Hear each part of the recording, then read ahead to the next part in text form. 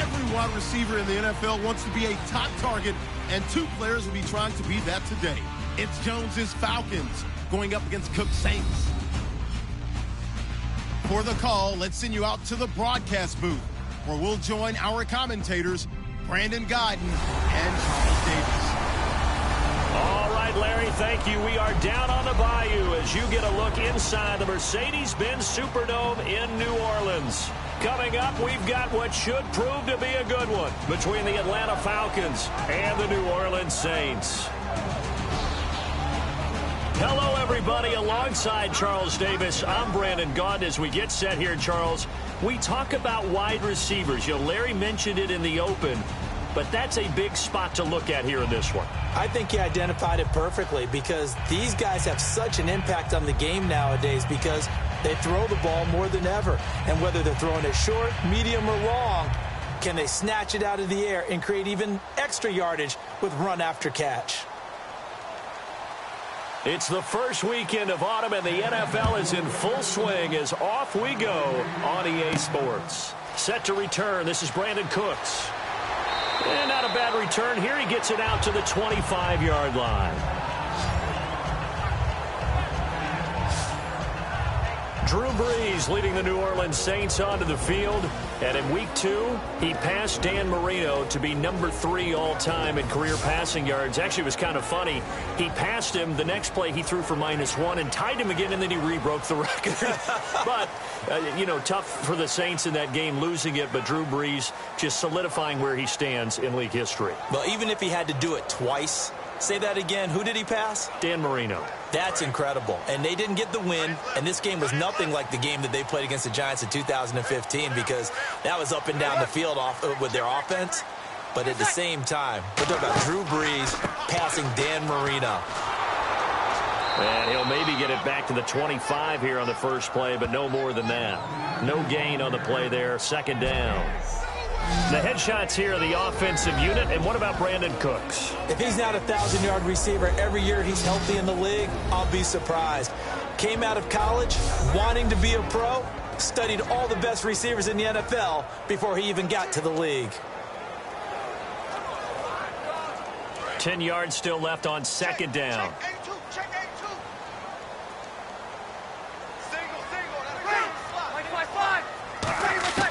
On second down, here's Brees. And he's got it over the middle. Flainer. It's a gain of 9 yards. And that'll make it 3rd and 1. And there's another completion to the tight end. And let's face it, it is hard to overthrow a 6'6" target. It is indeed. Quarterbacks like their speed guys. They like that huge 6'6" target that they've got in him. They really do, and it reminds me of what one great tight end told me once. He had told his quarterback, just make sure you throw it up there. You know, kind of like put up in the top shelf where the kids can't get it. The play fake to Ingram. Now it's Brees. And there's a flag on the play. Oh, look at Thomas wide open.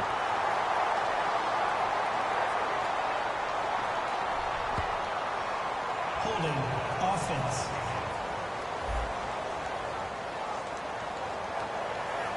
Still 3rd down.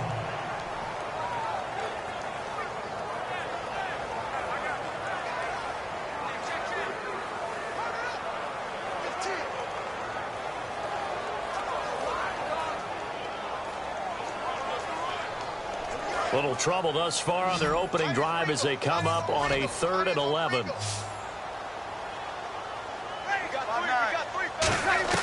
Now Brees on 3rd down. Finding time. It's complete to Flainer. And they're going to get this one all the way out across the 45. A pickup of 24 on the 3rd down conversion. And there's a nice completion to Kobe Flainer, and no one can be happier than Drew Brees. They had Jimmy Graham for all those years, Ben Watson last year, and now coming south from Indianapolis, Flainer.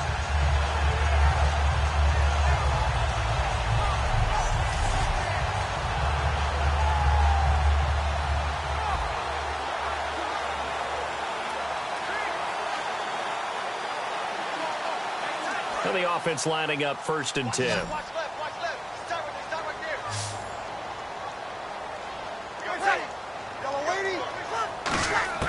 On 1st and 10, here's Brees. He's got his man. It's Brandon Coleman. 12 yards on the pickup, and the Saints are going to get a first down. That was a nicely run slant route, and what the receiver's trying to do is make the defender think he's going upfield for a deeper route, and then breaks it off, usually after about 3 to 4 steps, and cuts towards the middle of the field. And now what he's trying to do is use his body to keep the defender away from the football and give the quarterback a really nice target.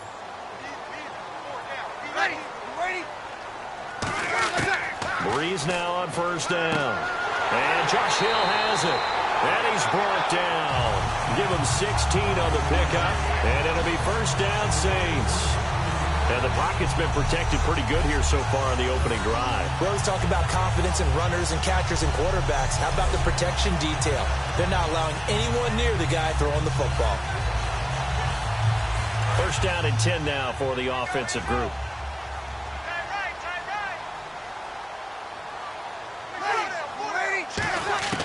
On first down, Breeze. They complete it to Hill. And he's brought down after a good gain. 22 yards on the pickup there. And the Saints are set up now with a first and goal. And how about this first drive? They're being aggressive, slinging it around. Really confident, too, because they're not trying to fool them with running plays, throwing it, and they're being very successful right now.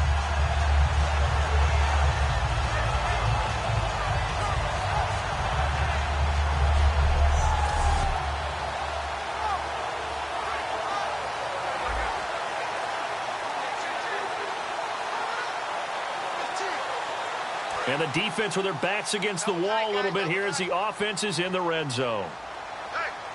We got four down. Ready. Again, they'll throw with Breeze. Surveying the field. And he just throws this one away.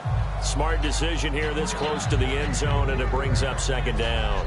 Uh-oh, Charles, now you get to talk about your old spot, the secondary. Very key here in this one. Yeah, you have to cut me off because, you know, I'll talk about them all game long.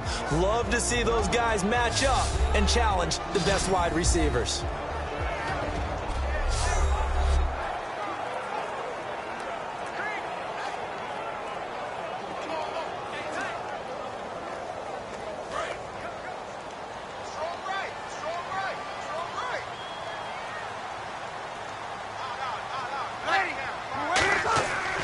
They'll look to run with Ingram. And he'll get blown up behind the line of scrimmage. Back at the 6. So he loses 3 yards there. Now third down. On goal-to-goal runs, when you create lost yardage plays, the only way that happens is either called pressure or what I like to call straight-ahead pursuit. A great read, and they get to the backfield and make the play. And that was a big chunk of yardage lost.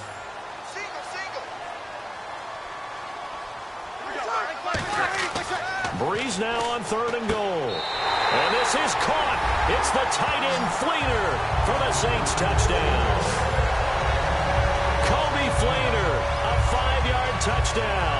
And the Saints take it right down the field and score on the opening drive.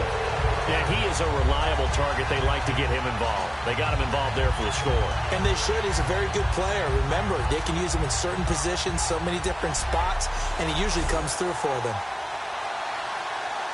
Now the extra point try forthcoming. And it's good as the Saints have a 7-0 lead.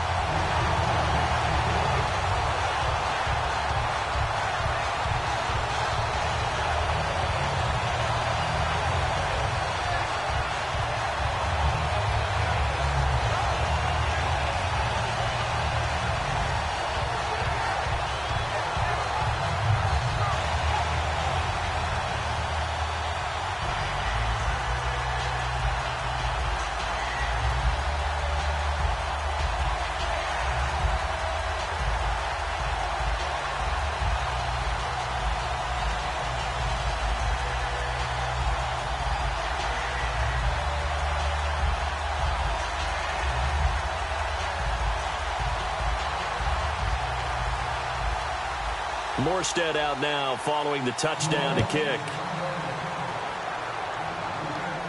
This is fielded at the goal line. Oh, nice move.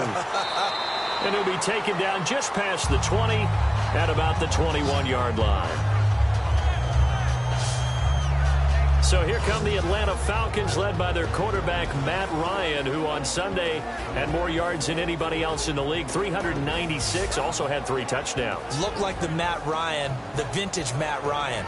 Really in command of the offense, sharp with the football, got it downfield to the right targets, and even had a little bit of good fortune along the way. What's about when he threw it to Tevin Coleman, bounced off of him to Justin Hardy, and that was the difference. That ended up being the difference. What a heck of a play by Hardy to come and grab that thing.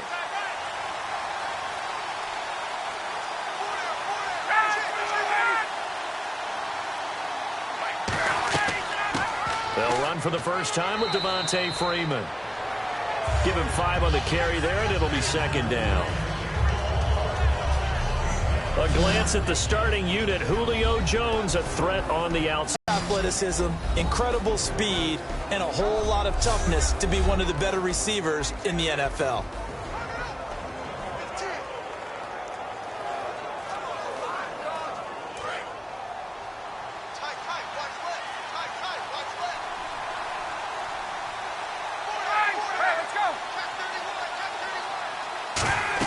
On second down, Freeman.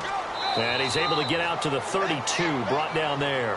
It'll go as a gain of 6 that time, and it moves the chains as well. I know it's a word that we tend to overuse, but Devontae Freeman can be awfully explosive with the ball in his hands. He showed at the beginning of last year. He had 10 touchdowns the first couple months. The Falcons themselves were red hot, then sort of went down the tubes a little bit toward the end. Yeah, their team's record and his production declined the same way, but I really like his overall game.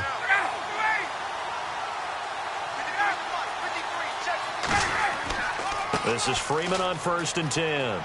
And he'll be limited to a short gain up to about the 34-yard line. 3 yards on the pickup there, and it'll be second down.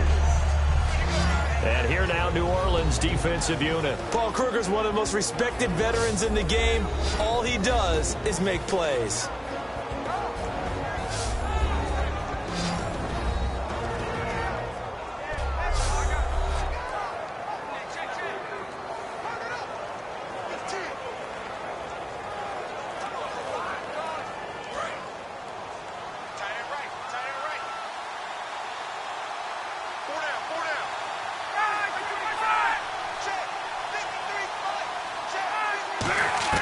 Now they'll throw it with Ryan. Out to the flat. That's complete to his running back. They'll get nothing out of that one, and it's going to lead to a 3rd down. Brandon, just mark that under the category of just not successful. Trying to throw the ball, just didn't work on that one. Completed it. No yardage.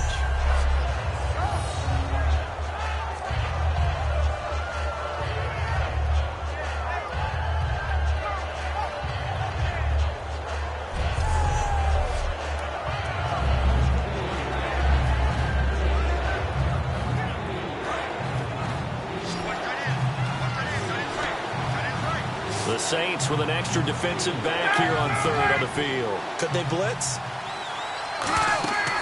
They run the play fake to Coleman. Now Ryan.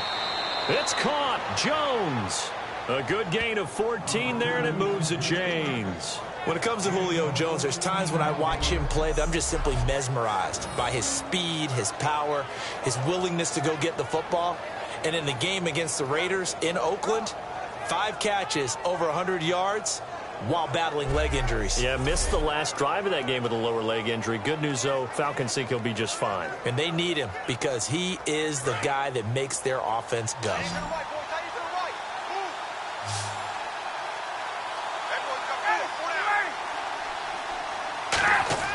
They go play action here on 1st down. Backing up. Oh, he's got a man wide open, complete. 30 yards on the pickup there. And it'll give the Falcons a 1st down. Now that play will end up on the highlights, and you'll see it all over the place. But what you won't see, the offensive line that bought the extra time, that allowed for the big completion downfield, those guys made that play possible.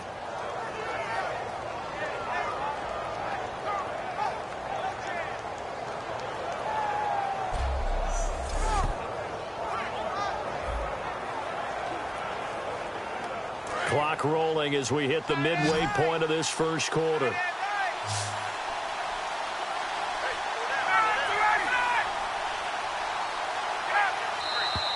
Now flags come flying in. One of the Falcons moved early. False start, offense.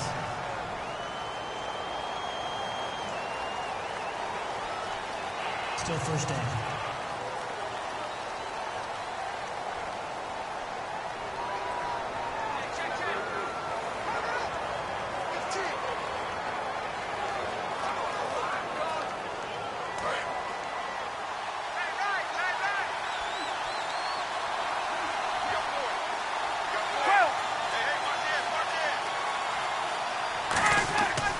After the penalty, here's Freeman.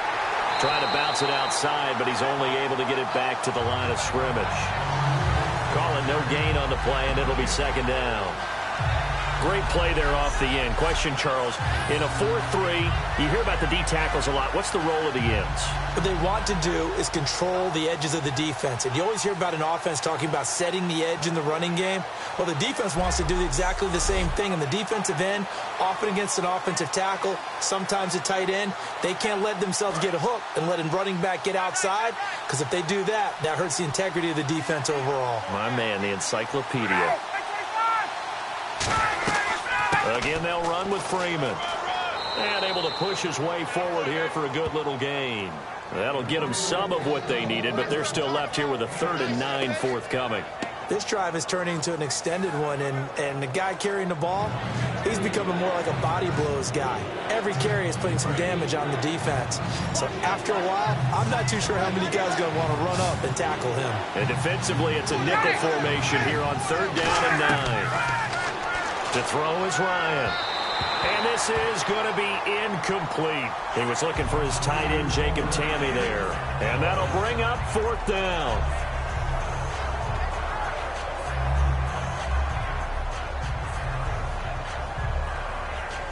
The Falcons will call on Matt Bryant for the field goal try. On the left hash mark, this a 38-yard attempt.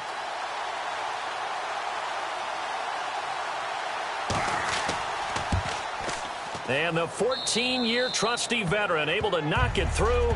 And they are on the board, but still trailing. It's 7-3.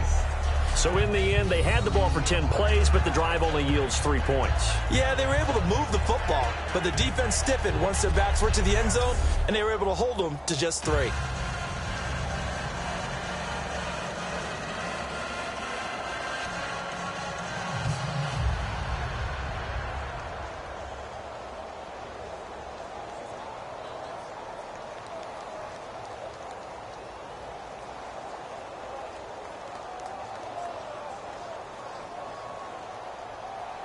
Here's Bosher to kick it away. On the return, here's Marcus Murphy. And he'll be brought down at the 23, make it the 24-yard line. Out onto the field comes New Orleans. And that last drive, a long drive, but not just that. They had a great air attack going. Do they stick with that? I would think that they would, because if they were competent enough to do it on the last drive, starting backed up in their own territory, why would you change anything? They've got to be confident about what they're presenting and continue to do so. Yeah, because the secondary, they really look clueless. And that was amazing, because that drive went and went, no adjustments and no big plays by the defense to knock the ball away.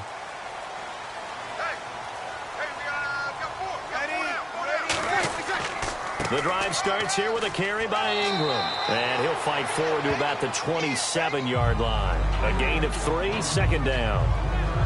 And the ball carrier there, Mark Ingram, in his 6th season now with the Saints. Yet to have a 1,000-yard season, but any guy who wins the Heisman Trophy, you know the potential's always there. Yeah, but you're right, yet to get to 1,000. Had 769 last year in 12 games. Ingram again. Across the 30 to the 31-yard line. And still about 3 yards shy of a first as the 4-yard pickup brings it to 3rd down. On any running play that's called, they're always hoping that it's going to break big and go the distance. But when you get a nice gain like that, you're able to do so many things anyway. You can come back and run essentially the same play again, continue to move the ball on the ground, or you can decide to throw the ball now, because usually you got the defense back on its heels. They'll try to run for the first with Ingram. And he's able to get the first before he's taken down at the 36. They get 5 out of that one, and it moves the chains. On third down, that's a good job of situational football and understanding where the first down marker was and getting there.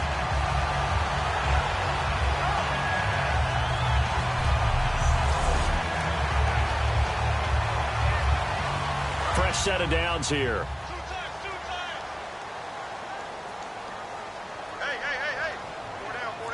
They come up with one back. That's Ingram.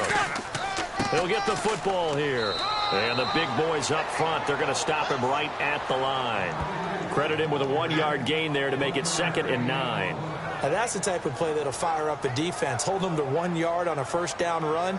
It'll be interesting to see if the offense decides to press the run at all or if they'll abandon it now after gaining only 1 on that play.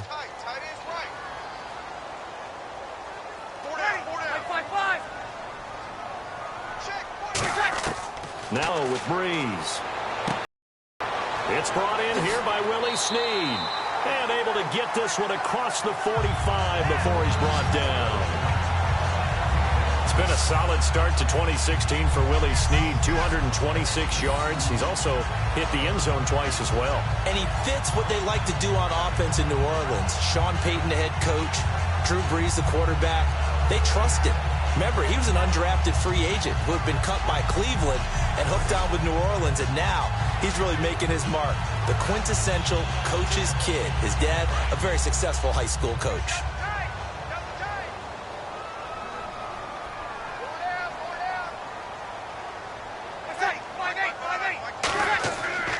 Now a man who sat out 3 seasons. This is Tim Hightower. And he's going to fight his way forward here for a modest gain. He'll get a nice chunk there on the first down run, and it's 2nd and 4. Some runs are blocked so well, you almost forget that someone has to carry the ball to gain the yardage. The leverage by the offensive line to create space up front, really well done.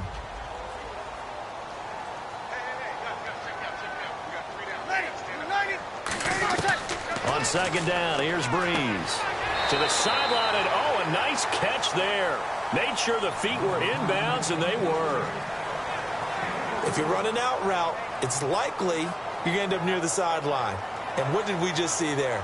Toe tap. You got it. The benefits of practice. Toe tapping, foot dragging, picking it up, and making sure it was a catch. This will be play number 7 on the drive. 3rd and a yard. Everyone got 4 down. 86, Now flags will come in. And I think this is against the Saints up front. False start, offense.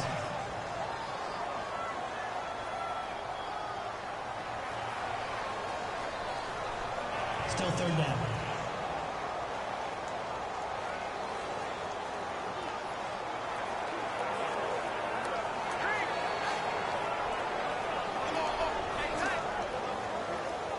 Seventh play of the drive upcoming here on 3rd and 6. Defense thinking pass. They've got the nickel set out on 3rd and 6. Now Breeze on 3rd down. And he's got Snead. And he's able to get it to the 33. Good enough for a first down. A solid gain of 15 yards, and the sticks move.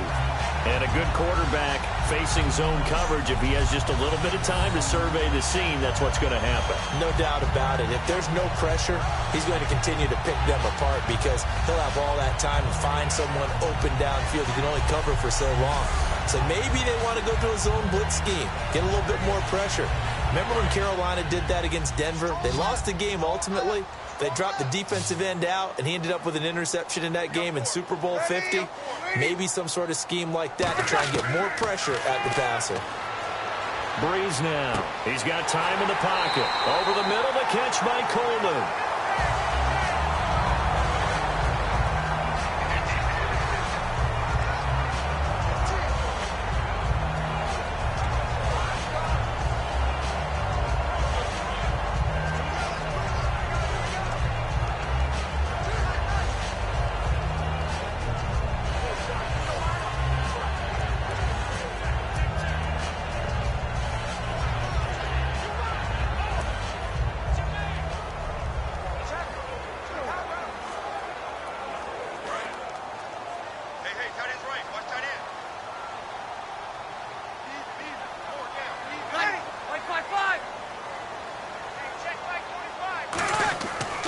This is Ingram on 1st and 10.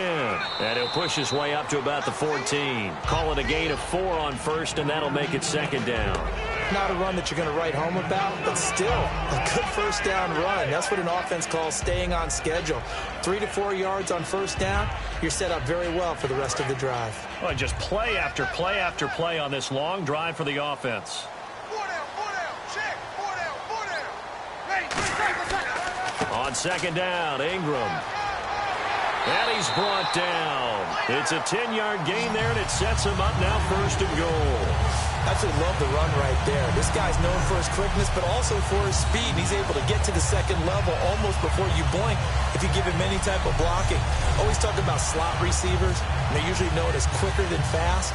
In this case, we've got a guy who's quick and fast, and he used it to great advantage. And a new set of downs here after picking up the 1st on the ground.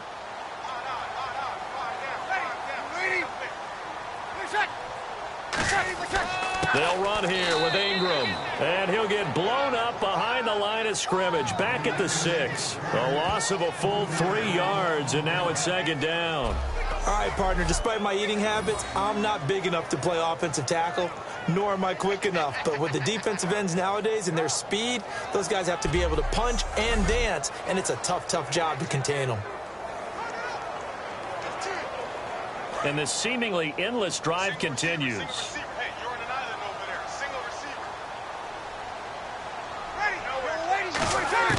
Now Breeze throwing on 2nd down. He's got time. Great protection. And he is into the end zone. Touchdown, New Orleans. Mark Ingram from 6 yards away. And the Saints add on to their lead. Getting your back involved, what's the importance there in the passing game? Well, oftentimes you can create mismatches because who's going to cover him? And you get him into space, which is where he likes to operate with the ball in his hands. Oftentimes makes people miss, gets that run after the catch, and off he goes. And into the end zone. And this one's right through to make it a 14-3 ball game.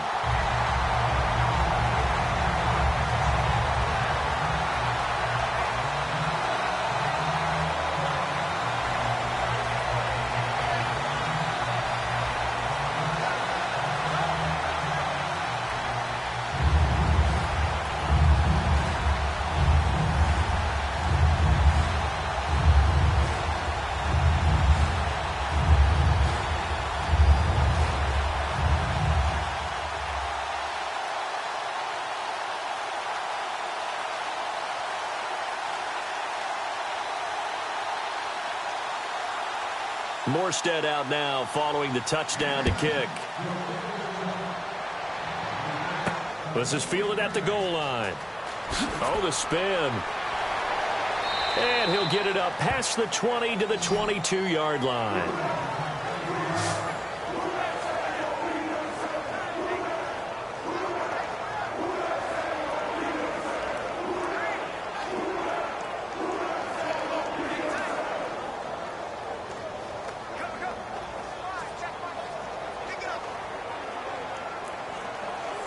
Two seconds to go, first quarter.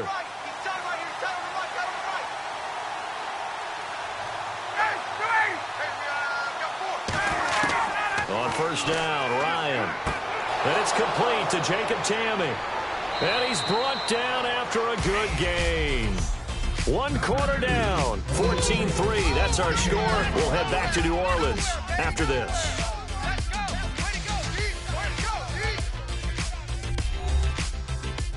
The NFL on EA Sports is brought to you by Head & Shoulders. Shoulders were made for greatness, not dandruff. Alongside Charles Davis, Brandon Gaudin, it's the Falcons in possession to begin quarter number 2, and they've got it here with a 1st down.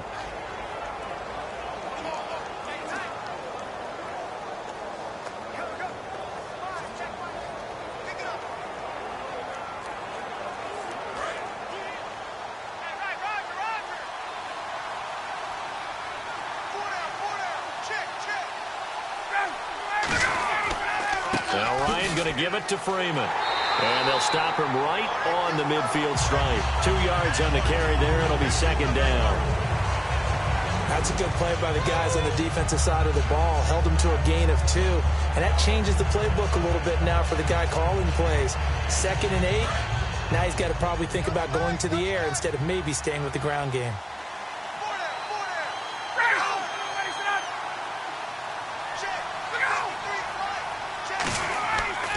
Freeman again.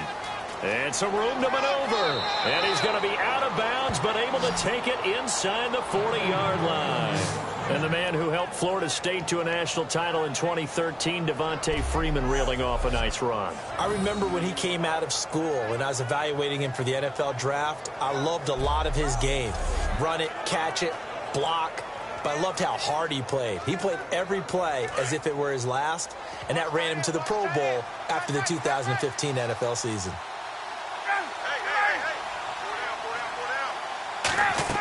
They'll run it now out of the gun. And a short gain there down to the 37-yard line. Just a yard on the pickup there, and it'll bring up a 2nd and 9. Well, you know that old expression, it's not my night? It hasn't been his so far. I don't know if the legs are a little bit heavy. Sometimes having to hang out all day and play doesn't exactly play to your advantage, but it's been a tough go for him. And every time he looks up, somebody's there defensively. That was the same case on that play. The former Indiana Hoosier here, Tevin Coleman. And he's going to get hit at the line of scrimmage and driven backwards. They'll lose a yard, and it brings up 3rd. But Nick Fairley's on his game. He is your prototypical defensive tackle who can make disruptive plays. Great hands, really good quickness.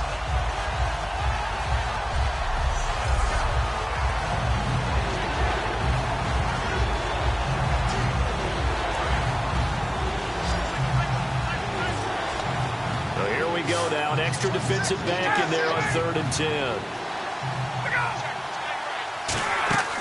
They run the play fake to Coleman. Now Ryan. He's got Sanu. The 13 yards that time and a 1st.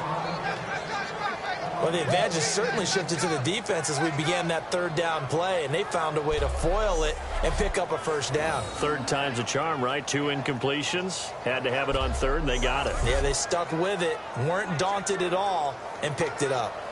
So here we go, 1st and 10 now.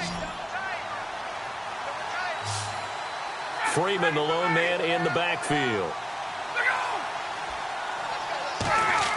They go play action here on 1st down. And no escaping this time as he'll go down. They got him for a sack. The longtime Ram picked up in the offseason, James Laurinaitis, in there to drop him, and it'll be a loss of about 8. And plays like that really hurt play calling. They had a really nice gain on the previous play, but gave about half the yardage back on the sack. Excellent pressure up front, nowhere to go with the football. Down he goes.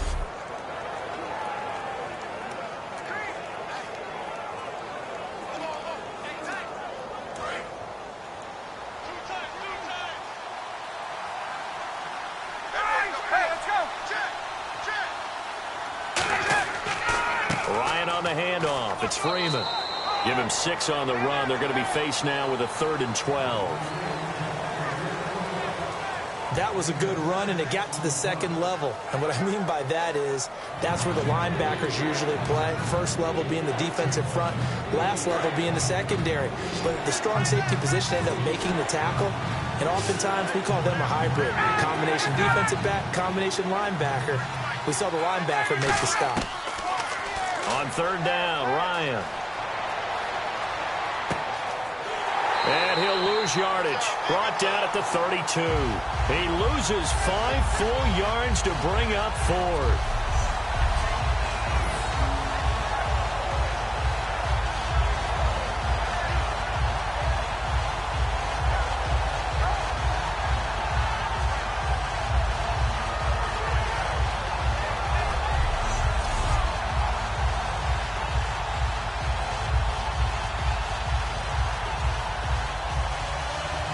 So on 4th down, off goes Matt Ryan, and on is another Matt Bryant.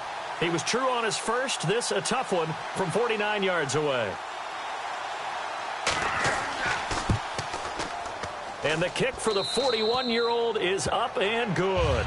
And a second field goal here cuts their deficit to 14-6 now. A little bit of a lower trajectory there on the deep kick, and it worked. Had to do it because he had to drive it out low because of the length of the kick. Able to do that, got it above the defense and over the post.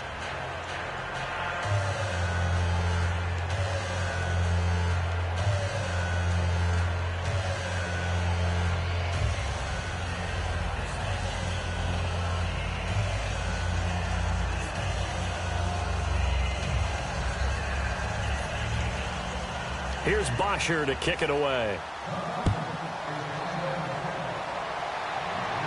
This is taken at the 3. And he'll take it up past the 25 to the 26-yard line. Getting set to go again here. The Saints and Drew Brees march out there again on offense. And he's been good. 2 first-half touchdown passes, no interceptions so far. Does a lot for your confidence, does a great deal for your team, gives them a lead, and they're feeling really good about how they're playing. I think he expects to throw at least another one. I was going to say, now he wants the first-half hat trick, doesn't he? Oh, without a doubt. Go ahead and fling him on the field, folks. He wants that type of celebration.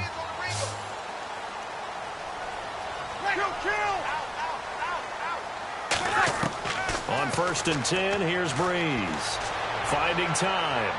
And seeing no options, he just tosses this one away, incomplete. Now that'll bring up 2nd down. And by the way, we should probably give a congratulations to the Minnesota Vikings just opening a new stadium, US Bank Stadium, and they christened it with a 3-point victory. And it was so great to look up and see all the old Vikings at the game and the fans enjoying it. That was fantastic. But how about Sam Bradford? The big move, the big trade, his first start, and it pays off in a huge way. He and Stephon Diggs have already made a big-time connection. It'll be a pickup of 10 yards. And they'll be faced with a 3rd and inches. And at his size, he's a smaller back. You can get him to football. He can kind of get lost, make someone miss. It's good for him. Yeah, it's great for him. I like what you said there. Sometimes he gets lost in the traffic a little bit, but get him out in the open field into some space. That plays to his strengths the best and keeps him out of it where all the big boys are, you know, make him make someone miss in the open field.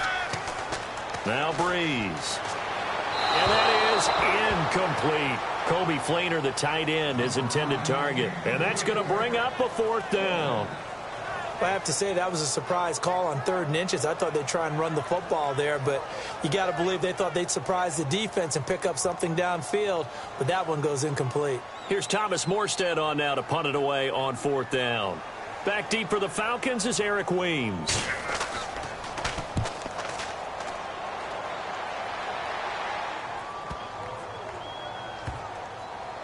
And a great job here. This is going to turn out to be a beauty. This is marked out at about the 3-yard line.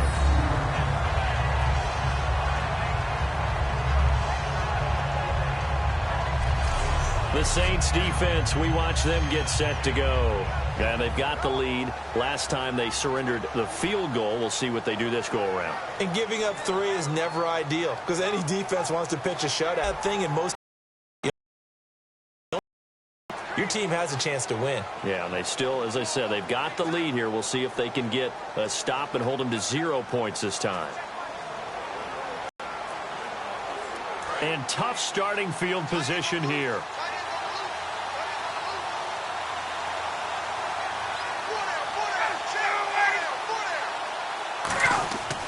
The drive will start with a carry by Devontae Freeman. And he is going to lose yardage here. It's a loss of a yard there, and now 2nd down. And the offense there, the O-line, everybody really on offense, they were just manhandled at the point of attack. Yeah, you could pretty much call them all out, couldn't you? Almost by name, right? That was a very tough sequence for the offensive line. But how about that defensive front creating a new line of scrimmage and creating a lost yardage possibility?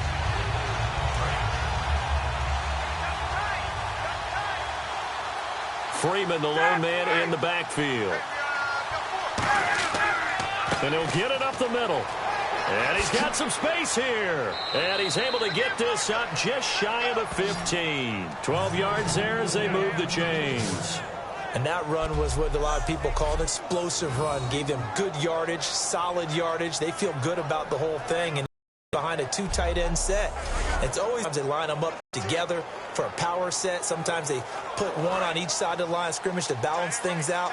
No matter what, though, when you see two tight ends on the field, your first thought is to think and run. In this case, the offense was able to run successfully. Here's Ryan to throw. Connects with Sanu right side. It'll be a gain of 9, and it'll be second and about a yard to go for the first. Charles on the slant. You always need good ball placement. They got it there. Brandon, the quarterback, put it in the exact perfect spot, right to the upfield shoulder of the receiver, and he used his body to keep the defender away.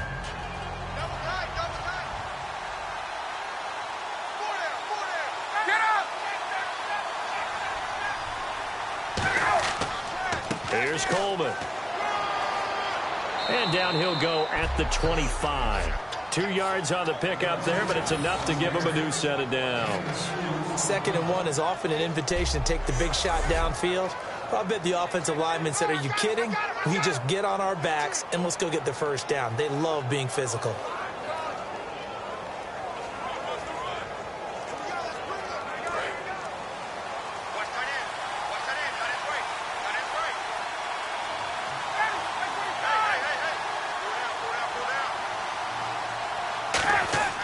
Now a play fake here on first down. He's going to air one out. He's got a man complete. A gain of 32 that time. Today's receivers in the NFL, they're the complete package nowadays. We know they can run, we know they can catch, but they have those big frames now. So oftentimes they just out-physical guys downfield and go up and catch the football. And we saw a big gain as a result on that play.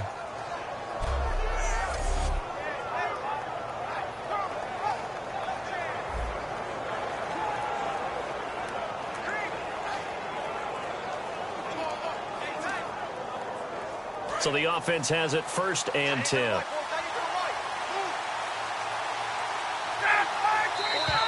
Now flags come flying in. One of the Falcons moved early. False start, offense.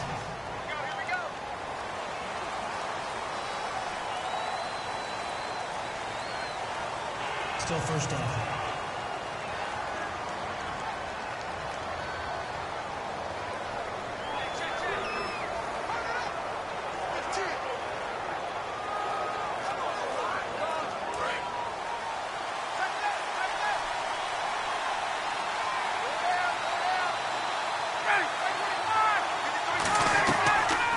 Going to give to Freeman on the draw. And he's going to be met at the line of scrimmage and taken down. That's going to go as a loss of a yard, and it'll be 2nd down.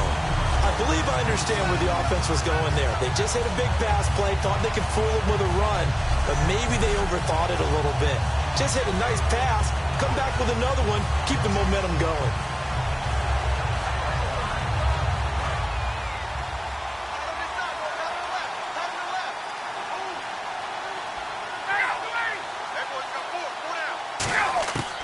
Second down, here's Ryan. And this one brought in by the rookie Hooper. A good pickup there of 20 yards. Partner, it's a lot of fun watching the NFL now, isn't it? Because when the big fella runs routes, it used to be when we were kids, he'd run about 3 different routes, and that was it. Now he can run anything and catch the balls we just saw there.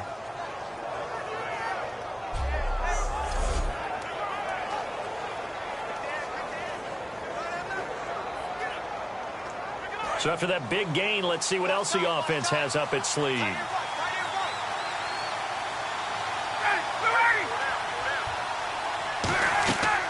They'll run it now out of the gun. Oh, he's got a little daylight. Look at the spin. Balance. And he's brought down.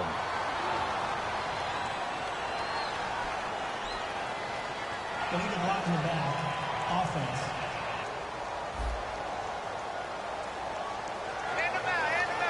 Still first down.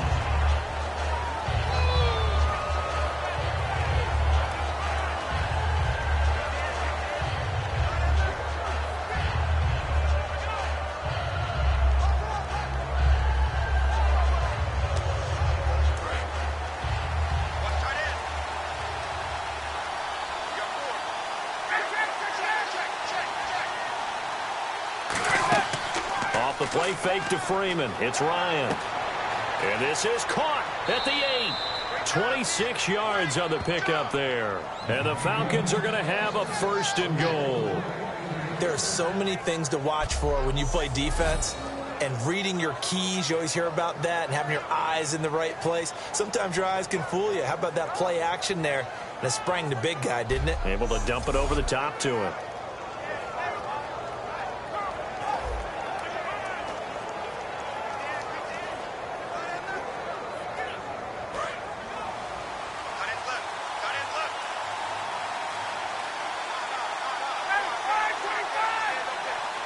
So now it's 1st and goal. They'll look to run with Freeman. And this will result in him losing yardage back to the 3. It's a loss of 2 there, bringing up 2nd down. Well, it's been the air game that's taken them down on this drive before they finally turned around and handed it off on the last play. And now they're looking for the big boys to get him in the end zone. Couldn't do it there. It'll be interesting to see. Offensive lines had to pass block a lot on this drive. Will they be able to revert and fire out and create some space in the run game? Now here's a whistle as flags come in. And we'll check out the call. False start, offense.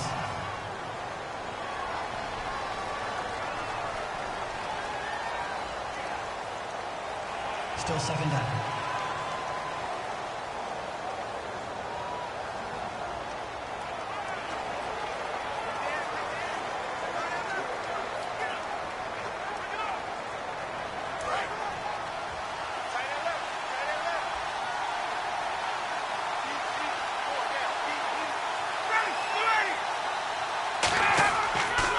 Coleman now. And the hole closes quickly here. He can fight only to about the 4. Give him right around 4 on the carry. We'll see if they want to keep pounding here on 3rd and goal. 2 straight shots on the ground. Now on 3rd, do you go to the air? I think the possibility exists, and if you're doing it, you're probably going play action since you ran it twice. But I often think the 2nd down is the time you go play action and throw the ball. I say commit to the run and think about it being 4-down territory. Ryan, and he's unable to haul it in, so it falls incomplete over the middle 3rd of the field, and that brings up 4th.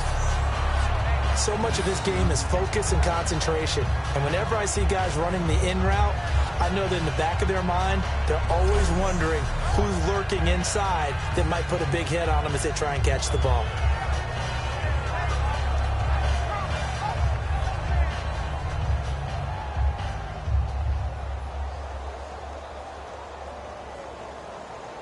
The Falcons will call on Matt Bryant for the field goal try. This will be just a 21-yard attempt.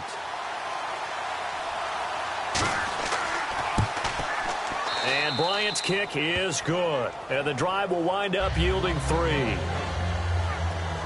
They had a long way to go. They started that drive at their own 3, and they scored 3 from it. What an excellent job by an offense that could have very easily just said, okay, let's just take a few plays safe, punt the ball away, and play some defense. Instead, they found a way to attack and put themselves in position to put points on the board.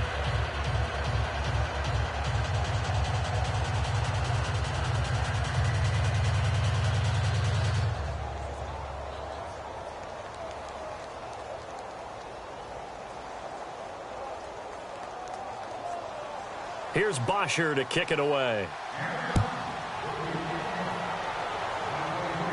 This one taken from the 7. So quick on the spin. He's spinning, man. And he breaks it all the way out to the 38-yard line. Great return. Now the Saints offense, they get ready to go back to work here. And a tight game after punting last time. See if they can get something going on this drive. As they head to the field now, with the game this close, you've got to feel there's a sense of urgency for them going on offense right now. But they have to do it without letting panic creep in and affect their play.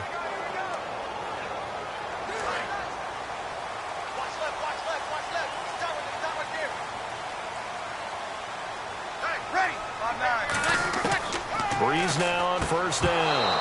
He couldn't quite hold it. Got hit. Ball pops out, incomplete.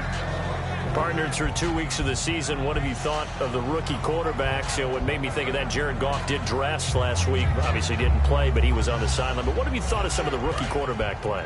Well, I'm just going to start with Jared Goff because so many people are wondering, hey, how come he's not out there? Well, listen, Carson Palmer, remember when he got drafted #1 overall? Sat for an entire year in Cincinnati, had to learn the ropes. So sometimes that happens. You bring him along a little bit slower. But Dak Prescott, I'm incredibly impressed with.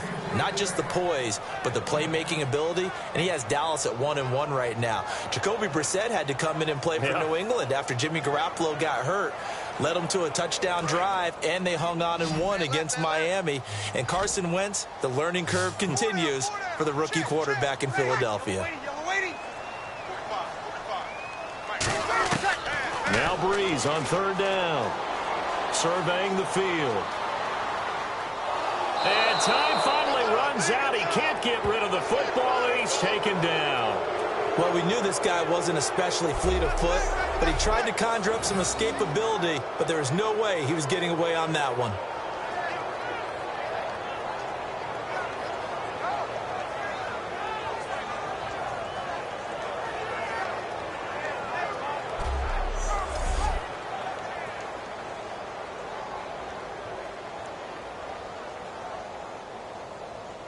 Here's Thomas Morstead now as the drive goes backwards, so he's on to punt it away.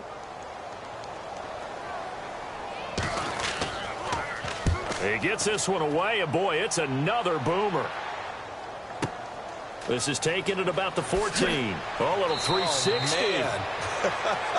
Well, he wasn't too far from breaking that. Officially, give him 15. And it'll be Falcon football as they Atlanta now coming out on the field. And last time they got 3 points, but it was a chip shot field goal. And when you go to the sideline after a chip shot field goal, maybe the offense not too happy.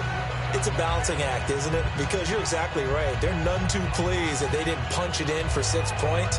But they also have to remember they did put points on the board. 3 points is 3 points. And in this league, you take points when you can get them. Not easily done. They come out here in the eye. They'll run with Freeman here to begin the drive. So a nice job to break the 1 tackle, but not much daylight after that as he's brought down. Donnell Ellerbe with a tackle. Yeah, that wasn't a big run, just a short one there. But guess what? Sometimes you treat it like boxing. You throw that jab out there, and you throw it again, you throw it again, then you come with a big punch later. Maybe they're just trying to set him up.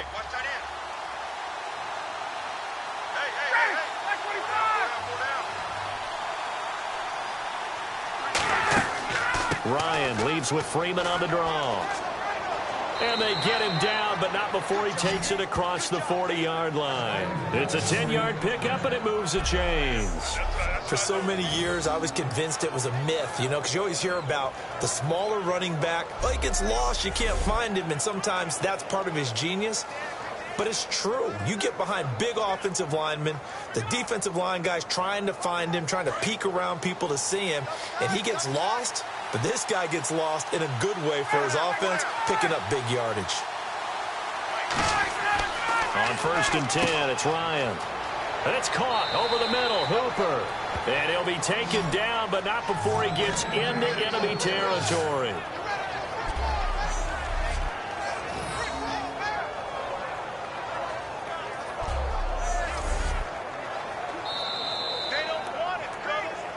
Two minutes to play here in the first half. We're back to New Orleans after this.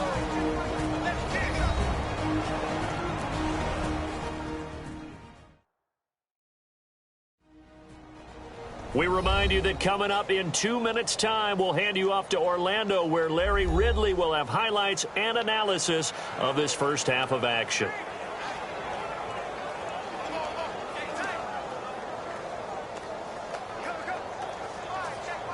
Offense comes to the line now, 1st and 10.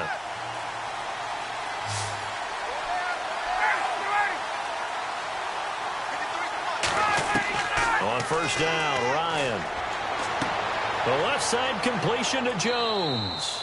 And the stop here will come at the 38-yard line. 7 yards on the play, and that'll make it a 2nd down.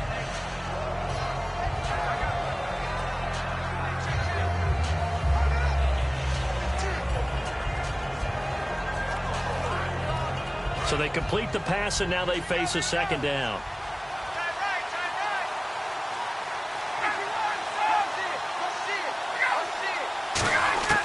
On second down, Ryan.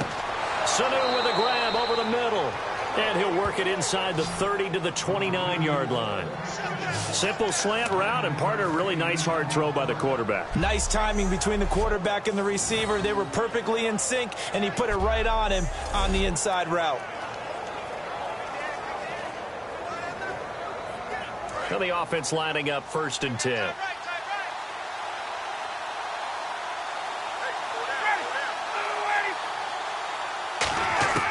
Throwing now, Ryan on 1st down. It's hauled in by Hardy. Just a 1-yard pickup on the play, and it's a 2nd down.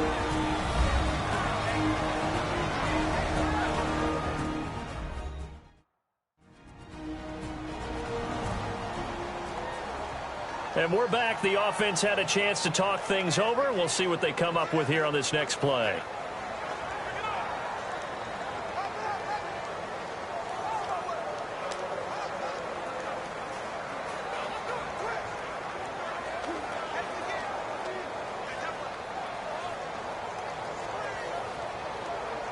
And here comes play number 6 on this drive.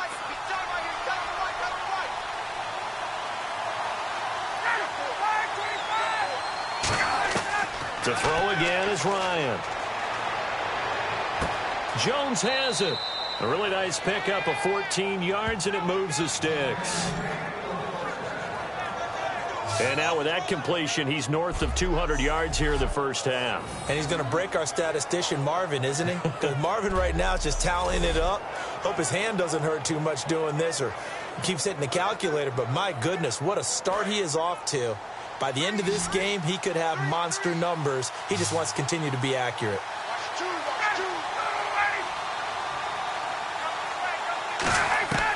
From the red zone now, here's Ryan on 1st down. And it pops free. The collision there jarred the ball loose and brings up 2nd down. Today's NFL, these big guys are featured receivers. They move them all over the place to try and find good matchups, and they had one. They were just unable to complete the pass. 2nd down now after the incompletion.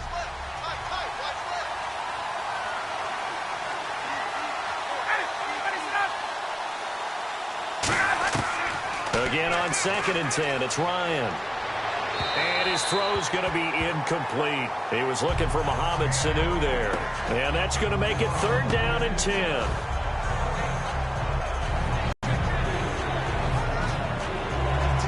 It's been a pretty long drive. This will be play number 9. And they need 10 yards out of it on 3rd. And on 3rd down, a nickel formation here defensively. Here's Ryan to throw. Middle of the field, it's Robinson. And a nip. And now the Saints are going to take a timeout on defense. It's just their first, so they'll have 2 remaining here before we get to halftime.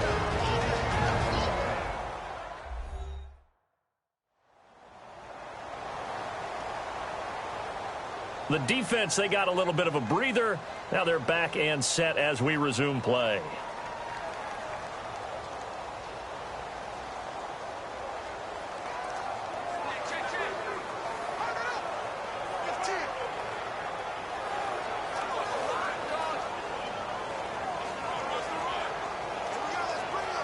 The Falcons will call on Matt Bryant for the field goal try. From the left hash, a chip shot here. And Bryant's kick is good. And high fives for that one as that drive ends in 3. And that field goal caps an 11-play drive. That's a lot of offense to run to only get 3 points, but they'll take them. Anytime you can put anything on the board, you run to your sideline somewhat happy.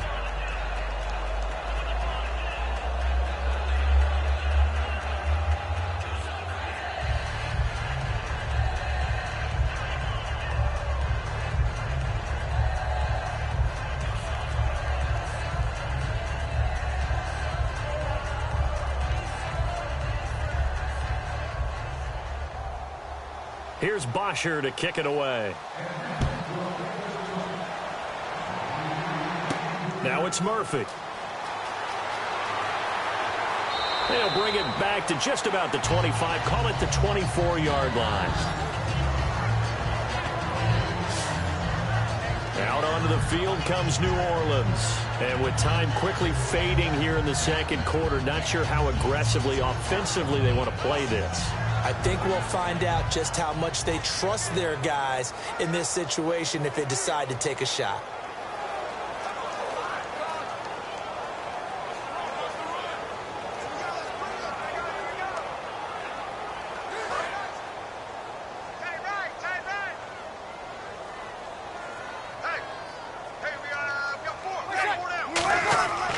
They'll run with Ingram here to begin the drive. And he'll take it ahead to the 28-yard line. It's a pickup of 4, and it'll bring up second down. Well, so far, this game has gone the way the defensive coordinator had hoped. They've dictated things, and they've not let them run the ball very well at all. They gave up a nice game there. I doubt it'll back off their confidence. They've played so well throughout this entire game. They come out here in the eye. Again, they'll run with Ingram. And this will go as a short gain on what will be the final act of this first half. So we have reached halftime here in a tight 2-point contest as we send you over to our headquarters in Orlando, where we check in with Larry Ridley for our EA Sports Halftime Report. So let's take a look at some of the highlights from the first half.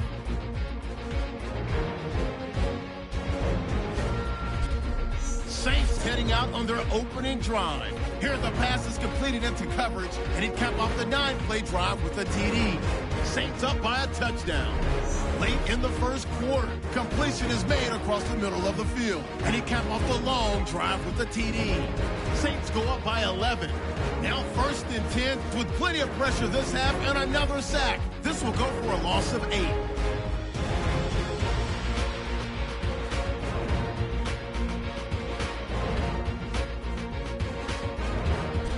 Third down from the 38. Shelby's got the sack here. This will go for a loss of 13.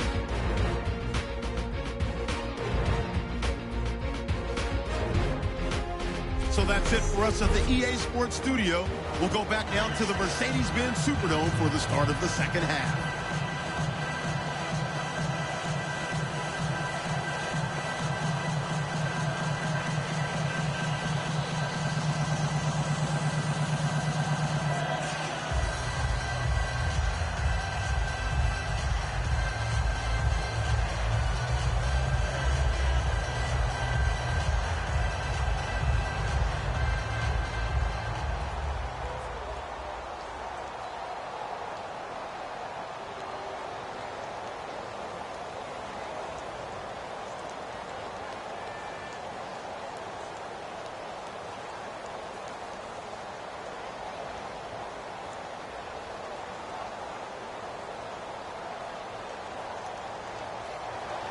Both teams appear ready for the fight ahead, and we resume action here in quarter number 3. This is taken at the 3. And he'll bring it a few past the 20 to the 23-yard line. Atlanta now coming out on the field. They're down here, but very much in this game. What's the tonality of a coach's talk when a game is within striking distance like this at intermission? Typically, what they're doing is emphasizing the things that went well in the first half and wanting more of that. Sure, you've got to go over some of the errors and clean up some things because there's a reason you're down. But overall, I think they want to stay positive, stay up with this team. We're just starting the second half, and we've got the football. Let's go ahead and punch it in, and then we'll take it from there. See how that recipe works. On first down, Ryan swings it out to the flat for Freeman. So a good spin move there before he's taken down. A nice little gain. Call it a pickup of 7, and that'll make it second down. I'm going to show my age here a little bit. We used to talk about running backs catching the ball as safety valves. Nowadays, they're a big part of the passing offense. Quit acting like you're so old. You're only 65. They come out here in the eye. Another carry for the workhorse tonight. Freeman looking for a seam, but finding none. He'll get back to the line of scrimmage, and that's it. And they'll lose a yard that time, and that's going to lead to a third down. And frankly, Brandon, we're talking about things I'm not sure we ever thought we'd talk about in the NFL. And a lot of that is the speed at the linebacker position. A lot of these guys in college, they were safeties. They moved them up to outside linebacker to combat the spread offenses. And now we're seeing it in the NFL. Those same guys using their speed to make plays in the backfield, similar to that one. From the gun on third down, Ryan. He was hoping to get that one to Tevin Coleman in space. And it'll be fourth down. Everything about that play tells you about today's NFL offenses and what they're asking out of running backs. You can't just be a guy who can run the football. You have to be able to catch it as well, and he didn't get that done on that play.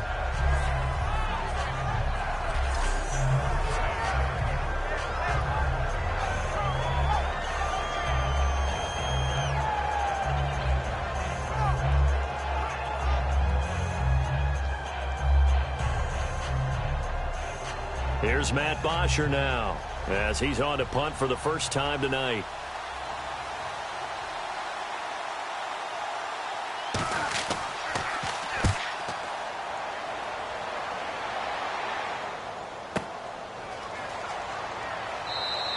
That's going to go in the books as a 55-yard punt. Well done. And the Saints will take over with a 1st and 10 deep in their own territory.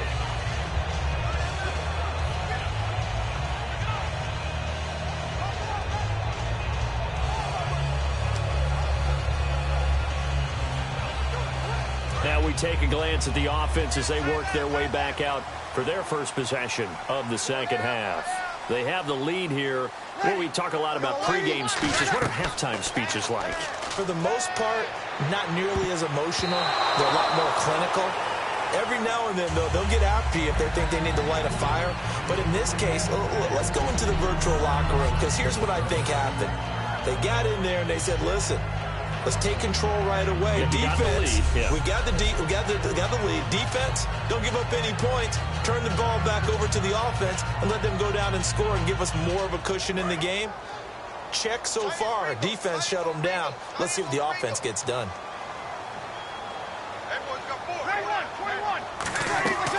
They'll run it now out of the gun. And this has been a recurring theme tonight for sure. Nowhere to run. Back to the line of scrimmage, that's all. The tackle made by the young rookie, Deion Jones.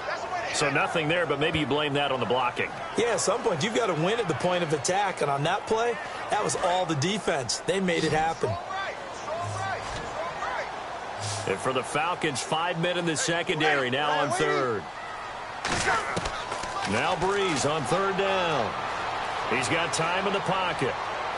Now he's going to go up top over the middle. And got his man complete. And he's brought down after a good gain.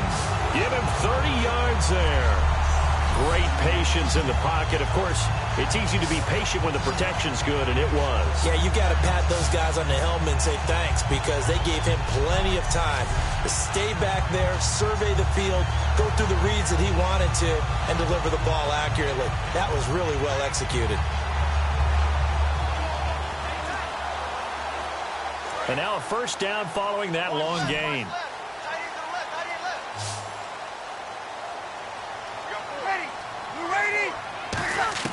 Breeze now on first down. Wide open receiver complete. A good pickup there at 22. Never make the mistake that the slot receivers, especially the little guys like we're watching here, are just quicker than fast. A lot of them combine quickness and speed, and they catch a lot of footballs, as we just saw there.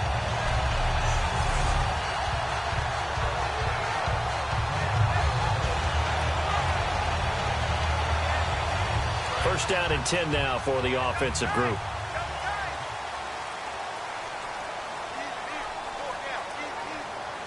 They come out with one back and 3 tight ends. On the counter, Ingram. Penalty marker is down here.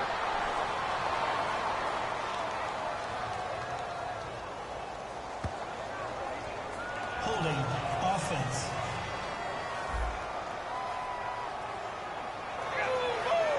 Still first down.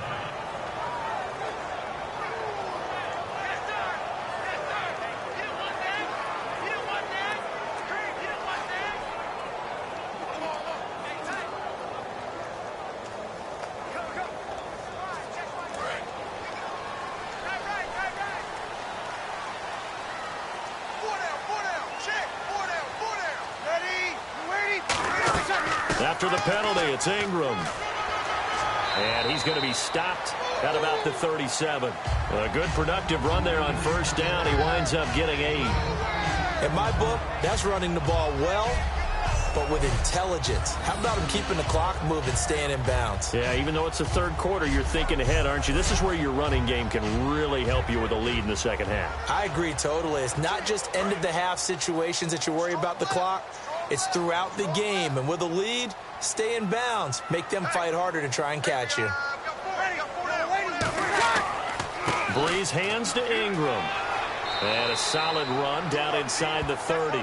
That's what they needed. It's an 8-yard gain, and now 3rd and 4 suddenly doesn't look so bad. But you got to give kudos to your offensive line and the guy carrying the ball because they were in a 2nd and long situation. It seemed pretty dire, but they brought it back to 3rd and manageable with that run.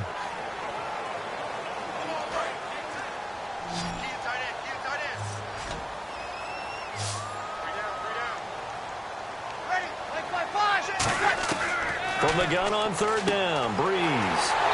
It's complete to Flainer. And they'll get 14 yards out of it and a fresh set of downs. And after that completion, you can understand why so many teams in the league are emphasizing speed on defense at every position. The tight ends have created so many tough matchups now. If you can't run with a tight end as a linebacker, this is going to be the result every time. And the next snap coming inside the red zone here.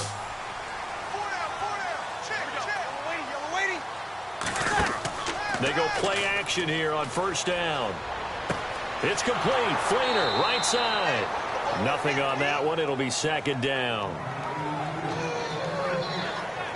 And that's when it's fun to play defense. When you're able to diagnose a play right from the beginning, get all your guys to the football, and spill the play, that's when you have a lot of fun playing on that side of the ball.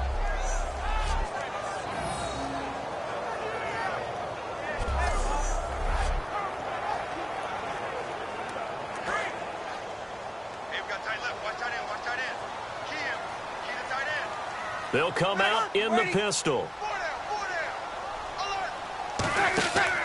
Back to the running game. It's Ingram. And he'll push his way up to about the 14. 1 yard, the official pickup there, so it's going to set up 3rd and 9. I do know from experience that when you slow down someone's running game, you're not doing the dictating on defense. And guess what? Now you're getting ready to tee off on their quarterback because they have to throw it all the time. But you still have to be alert for the draws and other plays of that nature to make sure you don't get hurt. Ready? You ready? Hey. Got three. Three down. Working from the gun, it's Breeze. And he will find his man on the end route. Complete. They showed off a nice juke of the defender before the next wave could bring him down. A short gain that doesn't get them the first down brings up a 4th down situation. Really nice job defensively. They knew where the sticks were. They got the stop before it. So now on 4th down, Sean Payton's going to turn it over to the field goal unit. From the left hash, should be a fairly easy one here. And his kick is right there. It's good, and that will push the lead up to 5. So it's only 3 points on this opening drive of the third quarter, and even though that stretches out the lead, Charles, I think you'd have to consider this a win for the defense, no? Couldn't agree more, Brandon. That offense got themselves in prime position to really open up this ball game, but the drive stalled out. And yeah, 3 points is very easy to get back in today's NFL.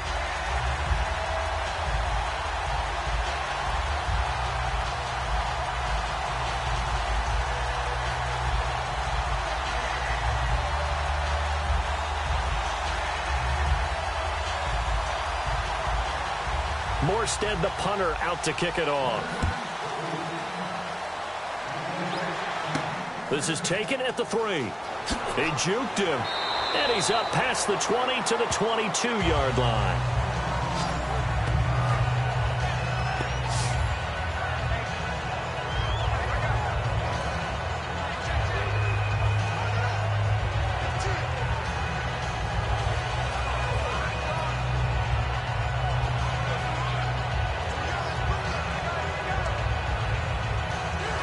Atlanta now coming out on the field. And they're coming off a 3-and-out, my friend. I think they've got to look at that play sheet and go to a spot that they haven't gone before. Time to shake things up a little bit to try and get this offense moving. Okay, so how do you do that? How do you shake things up?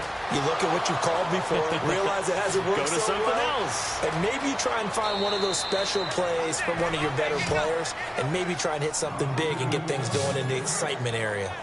Coaches really don't care from what position they get this, but run after the catch ability, rack ability, is often the difference between winning and losing and changing field position.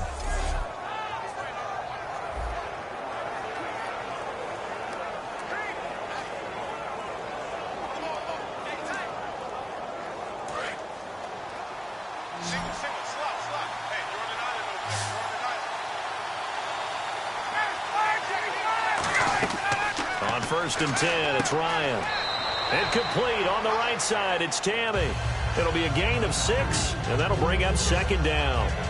And he's the epitome of what we call the move tight end, a guy that you can line up anywhere, in the slot, out wide, in tight, doesn't really matter because he has such great skills. You want to utilize him in all aspects of your passing offense. And there he was in the slot for the catch.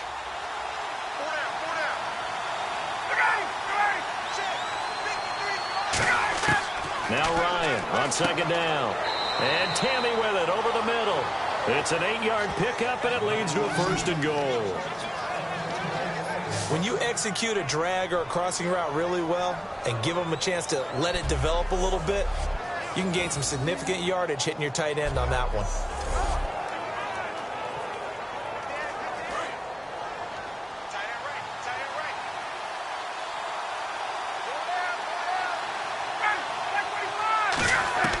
Now Ryan on 1st down. That's caught at the 3. They'll give him 8 on the play, and it'll be 2nd and goal.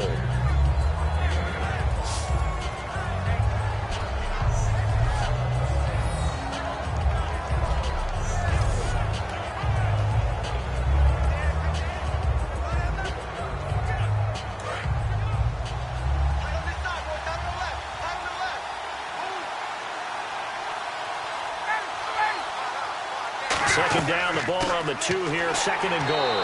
And they'll get him down just shy of the goal line at about the 1. And give him 2 yards officially, and now it'll be 3rd and goal.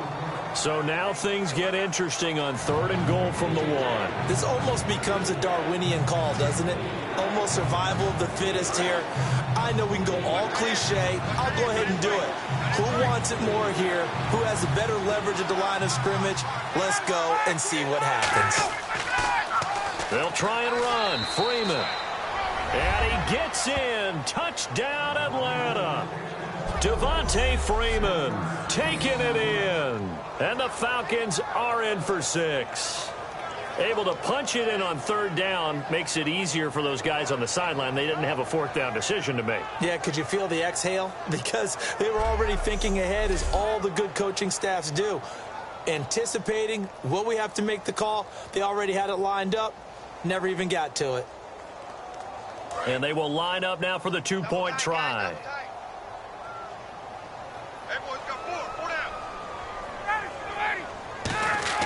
To throw for it is Ryan. And he's got it. The try for 2 is successful, and it pushes the lead up to a field goal. So they make the decision. They want a 3-point lead versus a 2-point lead, and they got it. Yeah, at this stage of the game, it seems like the exact right thing to do. Put a little pressure on your defense, but the biggest thing now is you're making the other team chase you.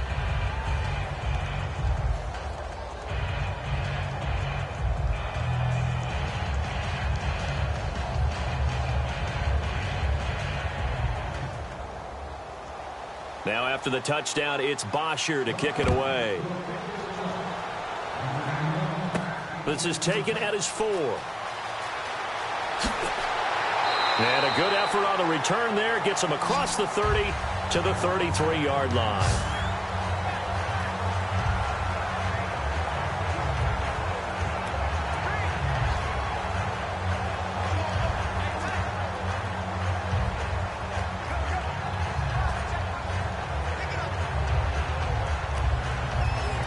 Back out onto the field now comes the New Orleans offense. And they had 3 points last time, but they didn't want 3 points because they were well within range of scoring a touchdown. We'll see if they can do better now. I'm with you on that one. Let's just go ahead and be frank about the whole thing. The only one happy about the 3-point. The kicker. Exactly. He put it through the post. That's going to help him in contract time. But that offense, they're thinking, let's get in the end zone this time. I don't know if that helped him in contract time. You could have kicked that one through. I don't know about that. Toe bash. I don't know about toe that. Super toe.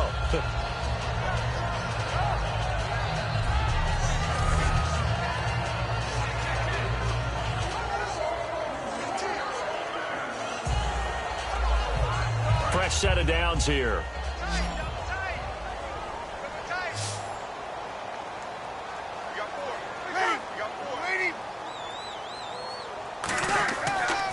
Ingram again, a first down carry. And nowhere to run on the interior of that defensive line. He'll get back only to the line of scrimmage. And there it was right in front of us. Today's NFL, these guys nowadays, they don't just eat up space. They try and get upfield and make plays in the backfield.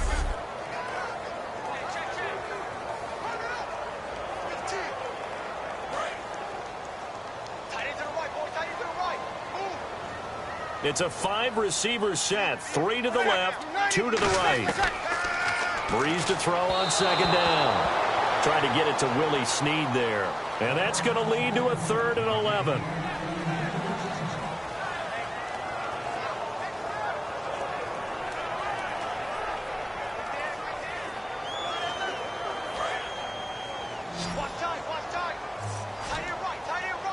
Third and 11, 5 in the secondary now. Nickel look.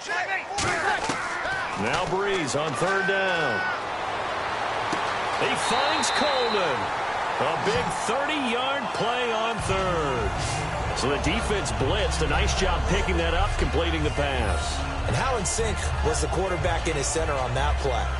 They saw the blitz, made the appropriate calls, got the line engaged because now they know there are going to be extra guys coming at the quarterback, so they got their assignments down pat and kept them away from him, and he's able to step up in the pocket and fire one now for a really good strike.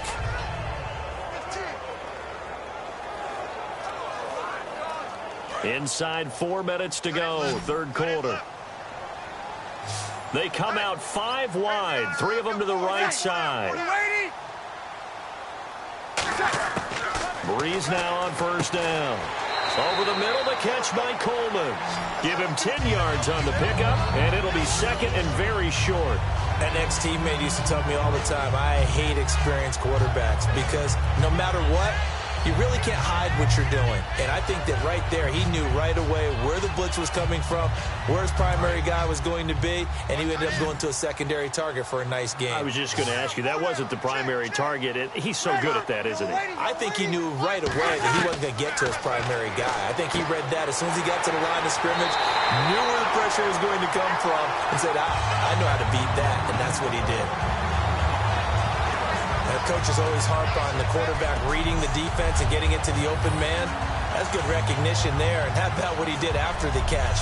Yeah, hit your tight end, let him get some rack. Yeah, when he gets moving, not many guys want to come over and put a hit on him, do they?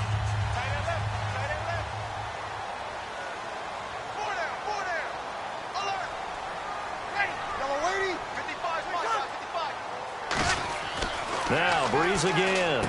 And this is caught. It's the tight end Fleener for the Saints touchdown. Kobe Fleener, a beast in the red zone with his 2nd touchdown of the game. And the Saints have retaken the lead. I know we often laugh and sometimes we even insult the guys who are great trash talkers and give us some really funny lines. But the bottom line is the absolute production on the field.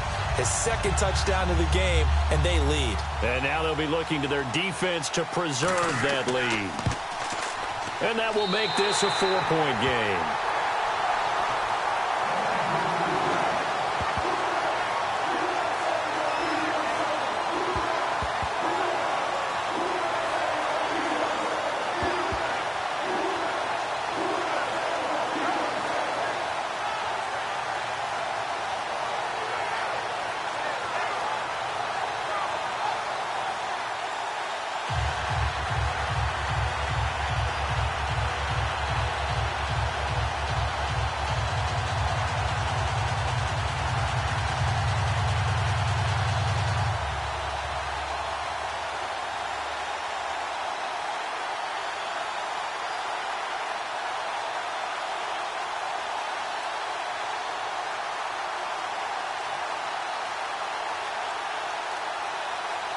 Morstead out now following the touchdown to kick.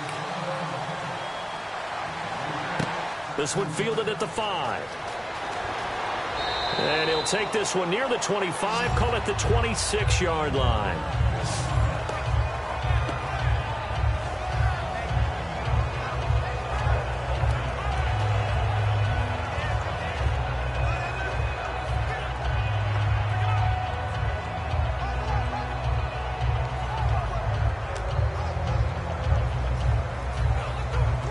Now the Falcons offense, they get ready to head back out here. And they're hoping to capture some of that magic they had last time out when they were able to put together a scoring drive. But they're still down here, Charles.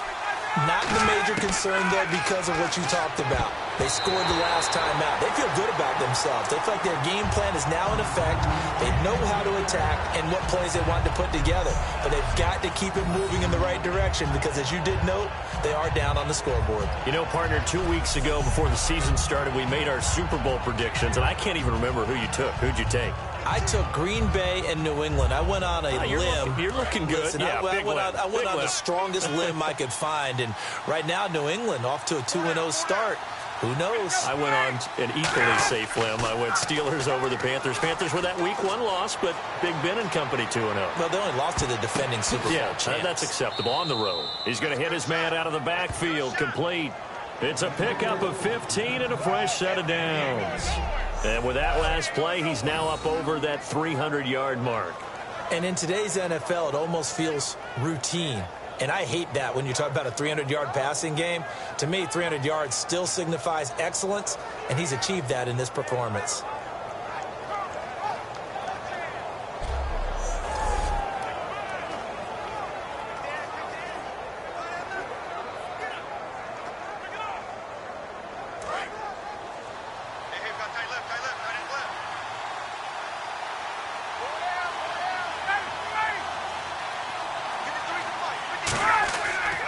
Now a handoff. It's Freeman. Stays on his feet. It's a pickup of 16 there, and it'll lead to a new set of downs. I've yet to meet a wide receiver who likes to block more than catching the football, but the best ones understand that that's how they'll actually get more passes thrown to them if they help in the run game. And anytime you get a run of that yardage, that means the wide receivers did help. They get down to what a lot of people call the second level, the linebackers, or the third level where the defensive backs are, and they get out in front and put their bodies out there and create more space for their runners to gain the yardage.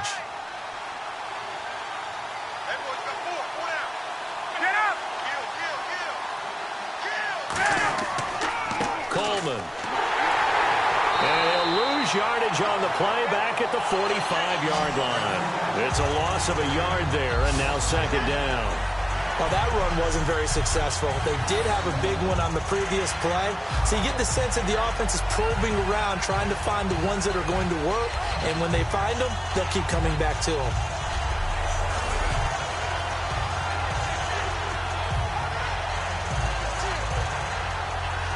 A little bit of ground to make up for the offense as they face a 2nd and 11.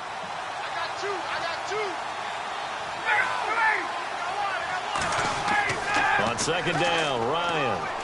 And seeing nowhere to throw, he chucks this one away from harm. Incomplete. Now it's 3rd down. It's a tried-and-true formula, and I don't think it'll change for as long as we play football. If someone's trying to throw the ball and you can put pressure on them and make it tough, that's only going to help your defense. Yeah, he's since being hurried. He got rid of it before taking the hit, but incomplete. They'll run it now out of the gun. And he'll be brought down at about the 42. Give him 3 yards there as that'll take us to 4th down.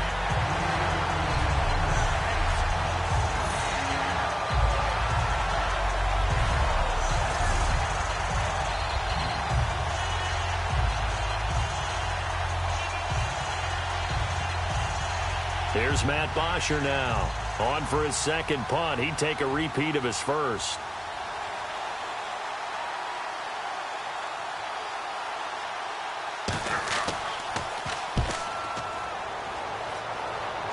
That one sails out of bounds. The side judge will walk it off. And he says it went out of bounds at the 9-yard line. Nice punt.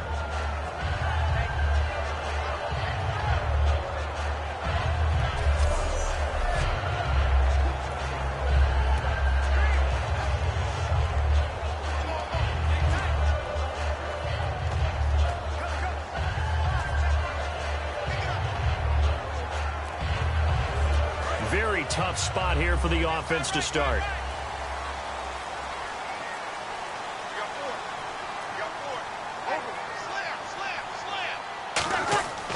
They'll try to get the ground game going with Ingram. And he'll be out of bounds, getting it across the 25. He goes for 18 there as the drive will continue. And that's how you run the football and run it successfully. Big-time chunk of yardage picked up, but why?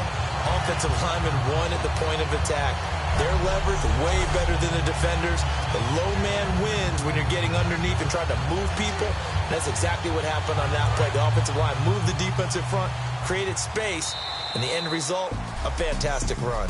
3 quarters have come and gone. We'll return with more after this. You're watching the NFL on EA Sports.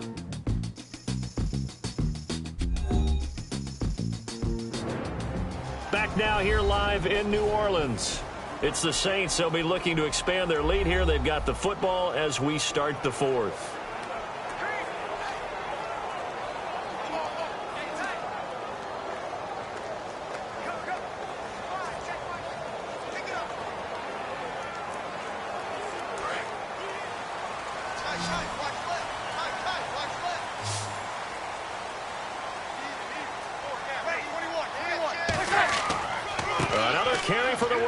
Tonight, Ingram, and he's brought down. A nice pick up there, 10 yards, and it'll move the sticks. When a coaching staff sees their team run the ball this successfully in the 4th quarter, they're really excited because you can plan for a running game all you want and want to press that advantage when you get it, but for the most part, it's a little bit of a surprise. And right now, they've got to keep that going, want to continue to grind out the clock because it's definitely in their favor at this stage of the game. Can they close the game out and continue to do exactly what we just saw there, and that's run the football.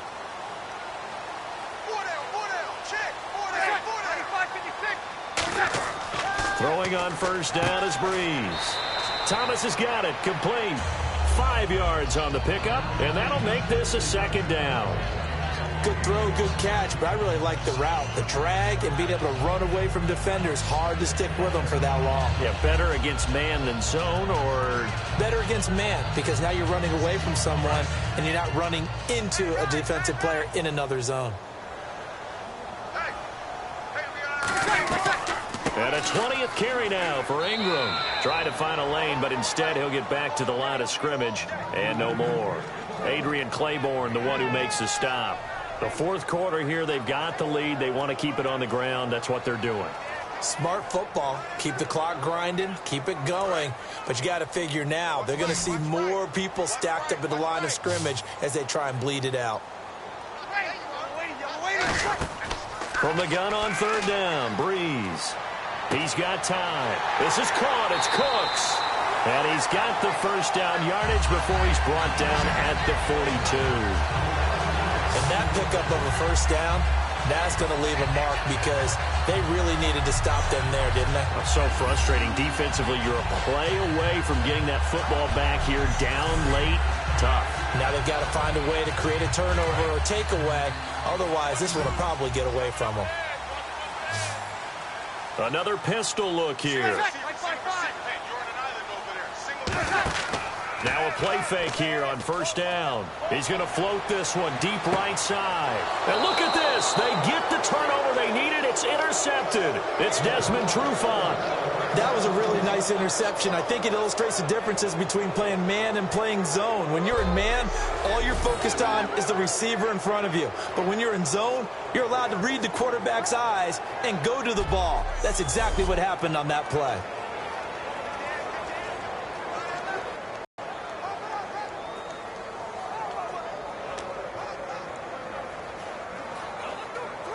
Atlanta now coming out on the field. And last time out, they had to punt the football away. Anything positive possibly to take from that?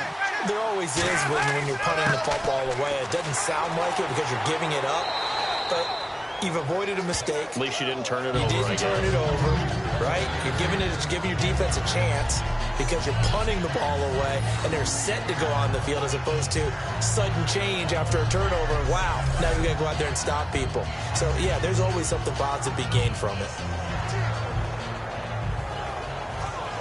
Second down following the run.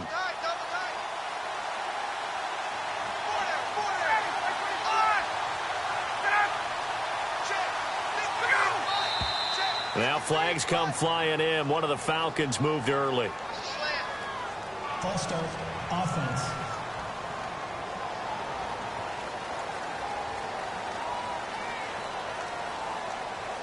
Still second down.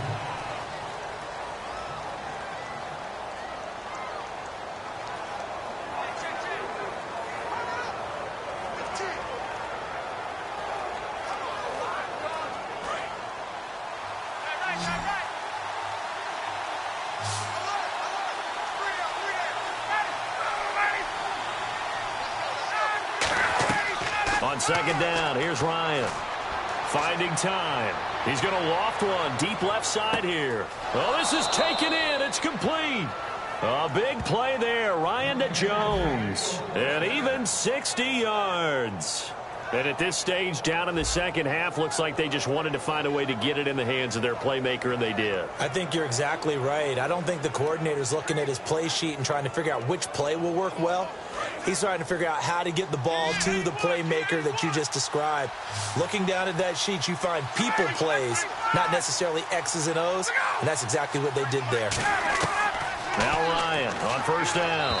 And this is going to be incomplete. Trying to get that in the hands of Devontae Freeman that time. And that'll make it 2nd and 10. I hope I don't sound too rah-rah on that one, but that's the exact right throw. Either your receiver gets it or no one gets it. Give him a lot of credit for being really precise with it. Got rid of it. No one got it.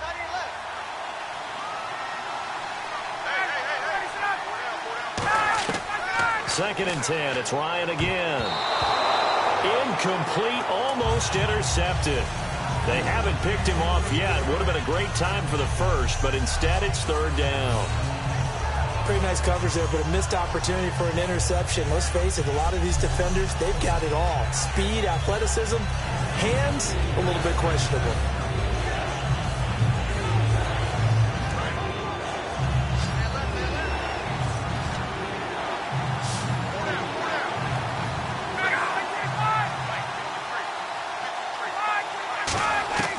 On 3rd down, Ryan. To the sideline, and oh, a nice catch there. Made sure the feet were inbounds, and they were. Was that a receiver? Yeah, actually it was. There's a running back who was a receiver on the play.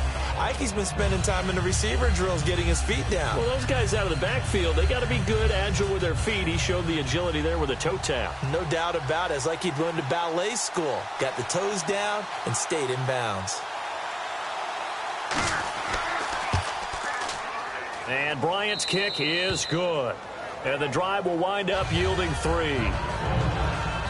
So yet another field goal to end a drive. That has been a very common theme. He's now hit 5 of them in this game. Yeah, Brandon, as an offense, you hate that you've had to call on your kicker so often. But you have to love the fact that time and time again, he's come through.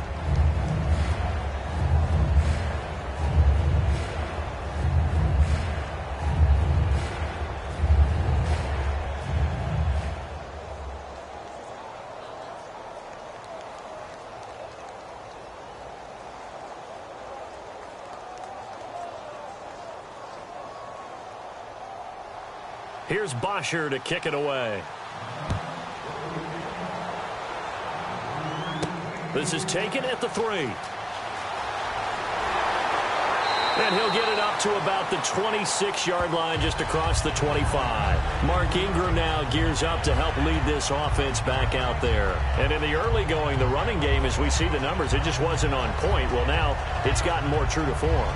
And sometimes it takes a little while for an offensive line to get in sync, because early in a game, defenses throw different patterns at you, different formations, different sets, and you might not block them quite the way you want to. But as you start to get into a groove and you figure out what they're doing, now it all comes together, and that's what we're seeing right now.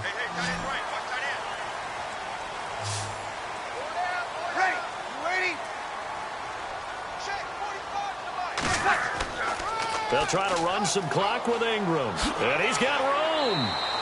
A good run there on first down, and it'll leave him with a 2nd and 2.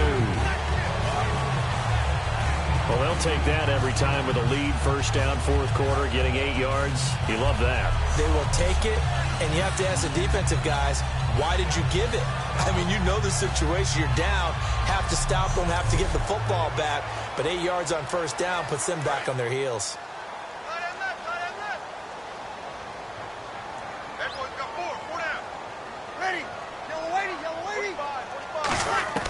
Now Breeze throwing on second down. And he's got it over the middle. Flainer. Give him 10 yards on that one, and that'll earn him a fresh set of downs. In his career, he has a spell of 10 straight seasons, 4,000 yards or more. Only quarterback to do that. We're seeing more of it here in this one. We better not take it for granted, because what we're watching, it's vintage Drew Brees, but it still is excellent. So here we go, 1st and 10 now.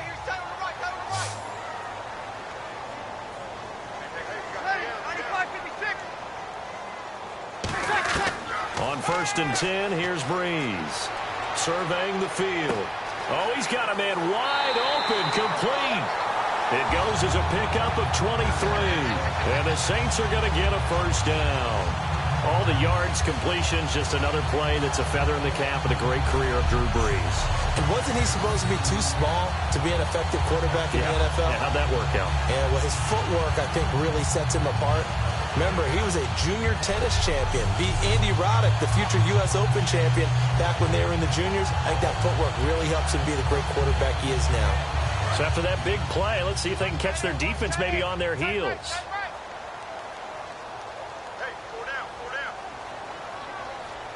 They come out here in the eye. Breeze gives it up to Ingram. And he will cross the 30 down to the 29-yard line. Give him 3 on first down.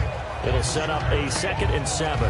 And in this situation with the lead, fourth quarter, they're liking keeping the ball on the ground, I'm sure. That's just smart football, but you know the defense has to know it as well. They've got to stop them here. So now we're going to see that loading the box in a big way. 6, 7, 8, 9, whatever it's going to take, puts a little bit more pressure on your big offensive line. Might have gotten this one down to the 28, and that's all. Just a 1-yard pickup there, and it's going to make it 3rd down at 6. Partner, we know today's NFL is really built around the guy throwing the football. But these short runs, they still pay dividends because they can take their toll on a defense, and they can add up as the game goes along. You control the clock, you control the ball, and that way you often control the game. Now Breeze on 3rd down. It's complete to Flainer. It's a gain of 11 yards that time, and it produces a new set of downs. And defensively, they were in zone coverage there. Do you have to be a little careful? You're losing playing against a good quarterback like he is to not play too much zone? Yeah, you have to be careful about how much time you're giving up. I think it's a good point you just brought up. So maybe if you still want to play zone, you go to a zone blitz scheme. And you can drop anyone out of your defensive front. Defensive end, defensive tackle. It doesn't matter. You just exchange someone to bring more pressure towards the quarterback and still try and cover downfield. And he is into the end zone. Touchdown, New Orleans. Tim Hightower, a 16-yard touchdown run. And the Saints now add 6 to their lead. I know we don't talk about it enough, but the intelligence level of the guys up front blocking, the offensive linemen, maybe the smartest guys in football overall. Add in a little bit of athleticism and a whole lot of toughness, you got a lot to deal with, don't you? That's why the guys in the backfield get them really nice Christmas gifts, right? If they're smart, they do. Point after try, forthcoming. And with that, the lead is up to 8.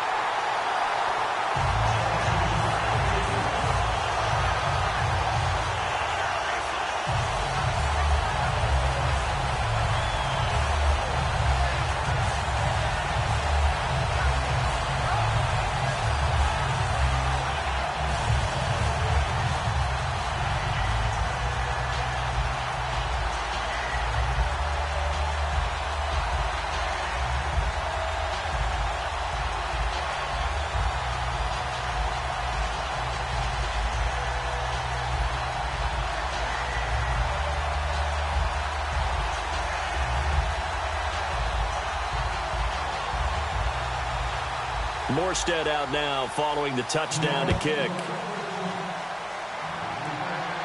Here's Eric Weems now on the return. And he'll take it up past the 25 to the 26-yard line. Atlanta now coming out on the field. And last time able to get 3. It's not what they wanted. They wanted 6, but they got at least something. They mustered something out of the drive. They'll take it. I like the way you've described it. Not ideal, but they'll take it. Anything to put some points on the board. But this time on offense, they don't even want to see the field goal kicker trot on the field. They want that ball in the end zone. Yeah, they'll be going for 6. And on the outside, they're playing press coverage.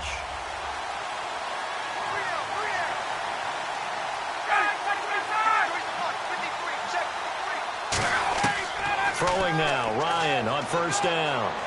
He's got time in the pocket. Now he'll go deep down the middle. He's got a man, complete.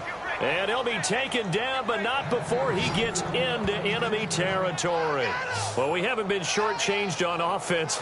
Another fun play to watch there on the deep pass. This game has the feel of, a turkey bowl, a Thanksgiving day. You know, when we get together this year, when the Davises and the Gaudens get together, that's what our playbook's going to look like they're drawing them up in the dirt, and so far it's working for both of them.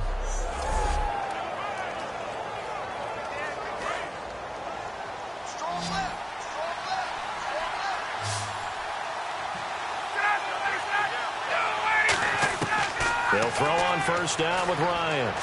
He's got time. The left side completion to Jones. They'll get 16 yards there. And the Falcons are going to get a first. And on that last play there, he's over 400 yards passing now. You know what that generally means? Success. That, and it means you really didn't miss opportunities. Usually very accurate. The ball's getting to the right place. Guys are making yardage after the catch to help you out that way. I mean, the whole team has picked it up. And don't forget, that means the offensive line has had to pass protect pretty well, too. Yeah, everyone dialed in. On 1st and 10, it's Ryan. Drops it off for Coleman. He won't go down. And inside the 20 before he's brought down. 11 yards on the pickup, and it'll give the Falcons a first down.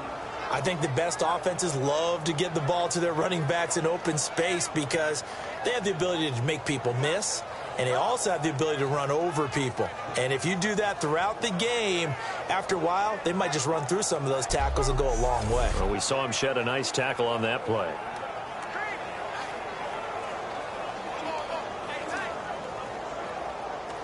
So the offense has it 1st and 10.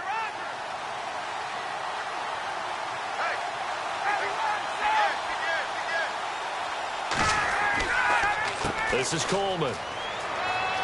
Look at the spin. Balance. And stopped a few yards shy of the goal line at the 3. All right, it's football 101 to know that the quarterback controls just about everything on offense, but a lot of times what gets missed is that the center controls line play.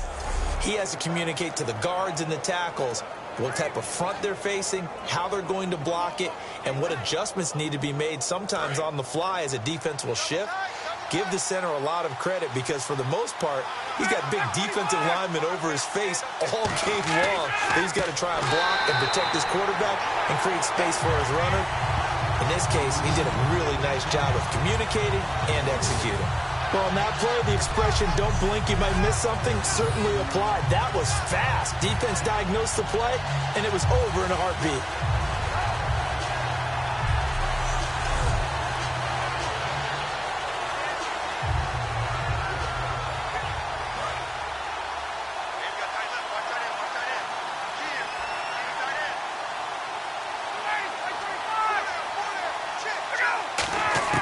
Now Ryan on 2nd down. Throwing over the middle, and it's incomplete.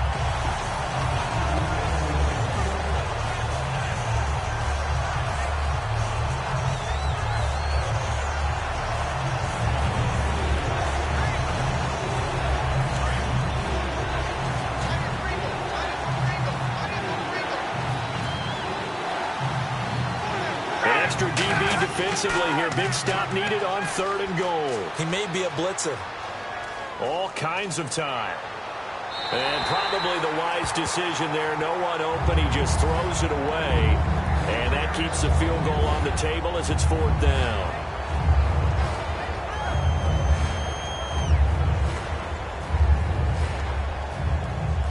Likely the play of the game here, trailing in the final quarter and going for it on 4th and goal.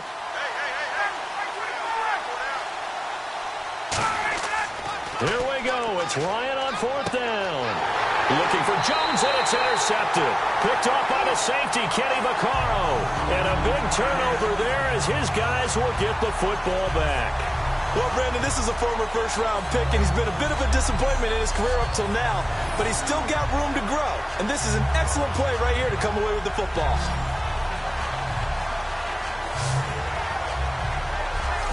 Now the Saints, they trot their offense out here, and they'll just simply be looking to build off the confidence of the last time out where they scored a touchdown. And confidence is powerful, isn't it? When you've scored once, you feel like you can go back out there and get it done again. Doesn't matter what the defense throws at them. They feel like they're in a groove right now, and they want to get out there and show it. Yeah, hoping to stay in that groove here this go-around.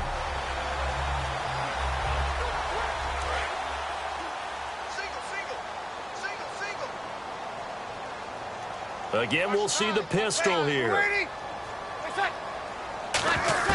So after the INT, it's Breeze. And he's got it over the middle. Fleener. It's a gain of 5, and it'll bring up a 2nd down. Completion was given up, but that's why you play zone defense, so that you can have people around the ball when it's caught, and you don't give up much run after the catch.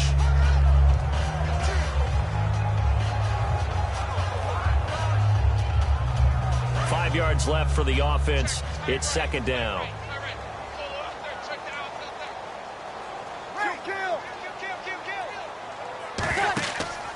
They run. It's Mark Ingram fighting through. And he will lose yardage here back at the 23-yard line. It's a loss of 2, now 3rd down. So, Brandon, when this offense gathers together to watch tape for this game, they're going to be feeling pretty good about themselves until the coaches get upset about the play we just saw. But you know their defense is going to be. But we put up big points all game long. The defense is going to win one every now and then. 7 yards remaining here on 3rd down.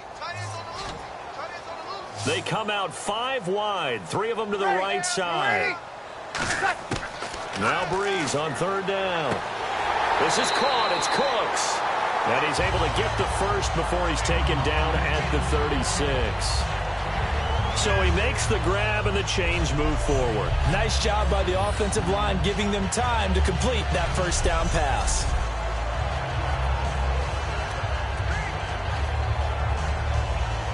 Offense comes to the line now, 1st and 10. Everyone's got 4 down. Ready. 95. Here's Ingram. And some room to roam now. And he's brought down.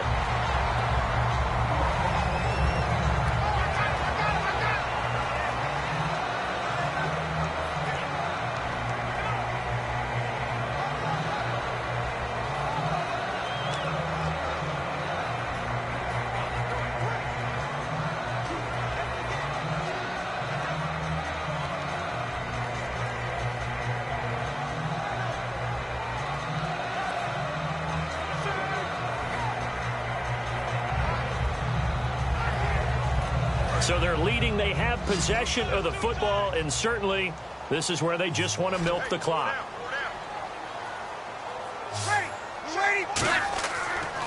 They run with Hightower, extending the arm. Oh, yes, it works. And he's brought down. Give him 17 yards that time as that'll move the chains. I thought guys that were over 30 weren't supposed to run the football this well in the National Football League. How about that veteran leadership? A big-time run combined with some nice blocking by his offensive line, showing that the ins and outs of being a veteran still has his place in this league. His odometer is not totally turned over yet. Time is starting to run out, really becoming a factor. We'll see if the defense can get the stop they need to get the ball back to the offense. Now a play fake here on 1st down. Finding time. Still back there. And he's got his favorite target yet again. It's complete. Time for a break. We'll come back, see what transpires after this.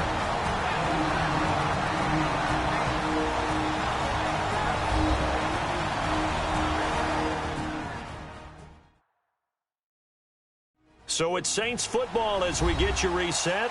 They've got it 1st and goal as they search for what could be a game-sealing touchdown.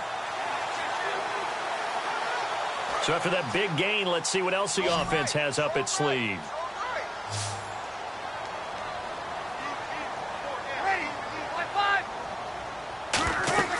To throw, it's Breeze. This will be caught just inside the 10. It's a gain of 6 on the play, and that'll make it 2nd and goal. For a second there, I thought that might break big. Screen pass. Looked like it was coming together. Looked like there was an opening. Still, ended up with a solid gain.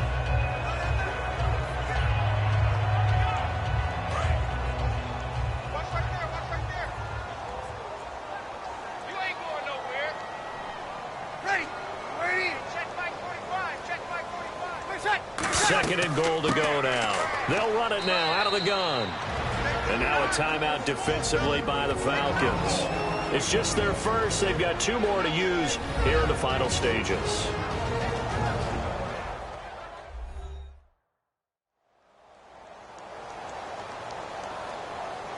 So a defensive timeout, chance to regather, regroup, and get set as we resume action.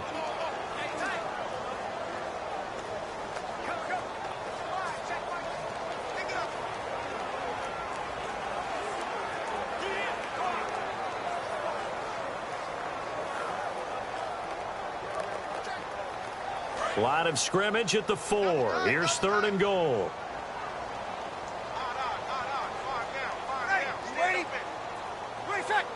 And it's 3rd down and goal from the 4. This is Hightower. And the Falcons going to use another timeout. That'll leave them with just 1 remaining in this 4th quarter of play.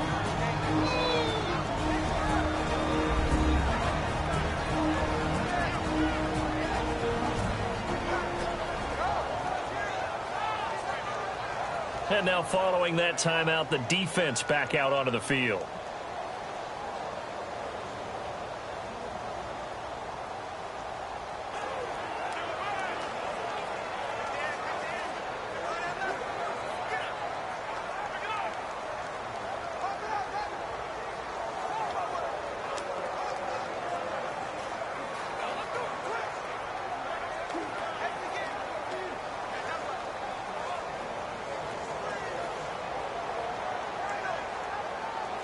So on 4th down, out trots the kicker in a big spot here.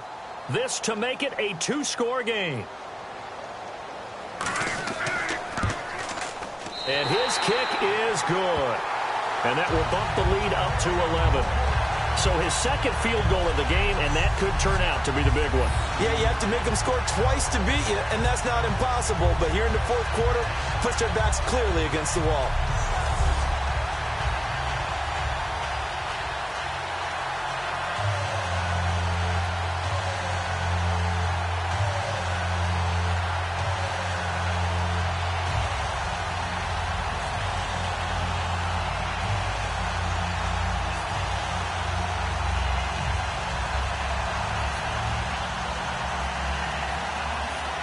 Morstead, the punter, out to kick it off. Fielded about a yard deep. And he'll wind up about 4 yards shy of where he would have been if he'd taken a knee, as they'll start at the 21-yard line.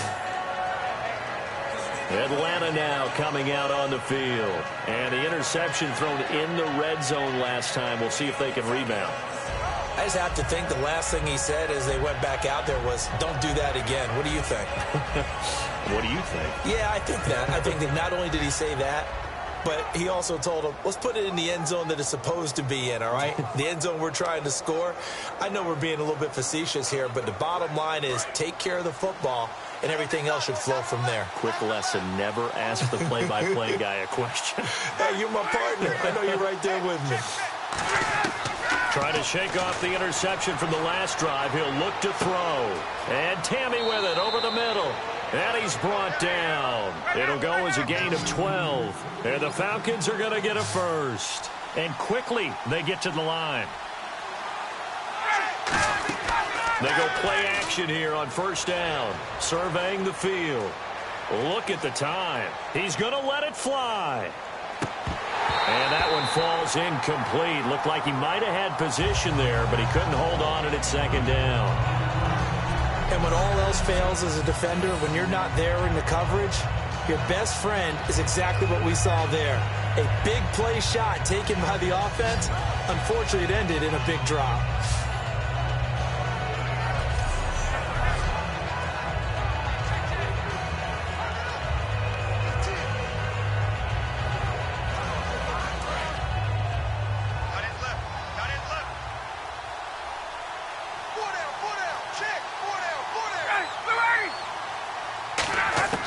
Again on 2nd and 10, it's Ryan.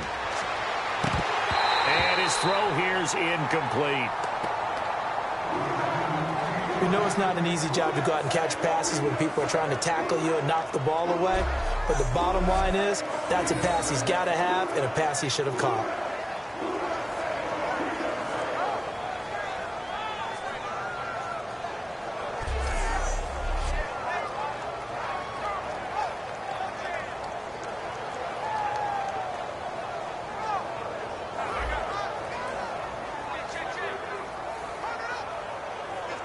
Incomplete pass on 2nd down. Let's see what the offense draws up here on 3rd.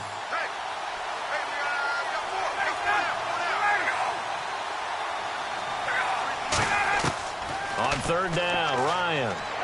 He's got time in the pocket. Oh, the ball comes out on the hit, but they'll say it's incomplete.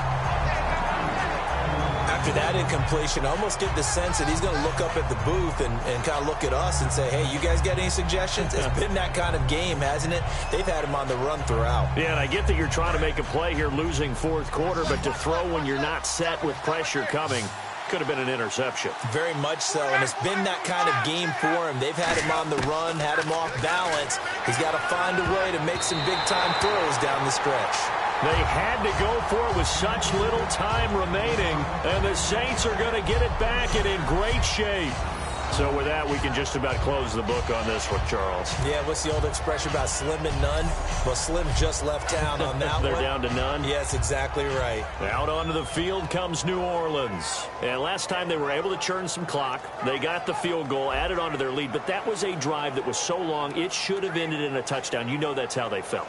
And we'll both be headed to the airport after the game, but we probably should go to the post-game press conference because someone's going to ask the head coach about this drive, and he's going to profess that he was happy to get points, and we know that's not true. Yeah. Okay, after this type of a drive, not getting a touchdown, a huge disappointment.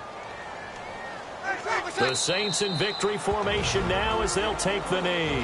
That's going to go as a loss of 2, and it'll be 2nd down.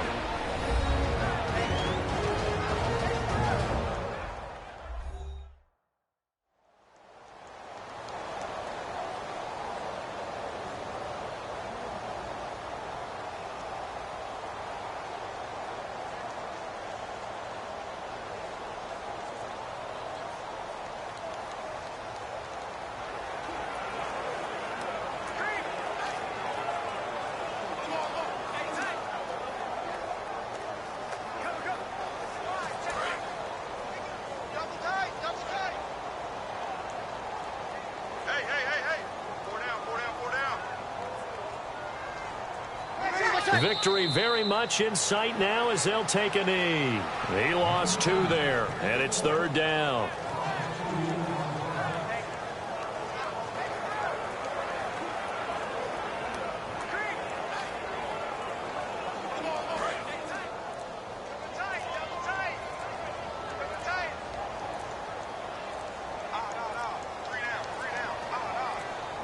Drew Brees with a kneel down, and that ought to do it. He lost 2, and it brings up 4th.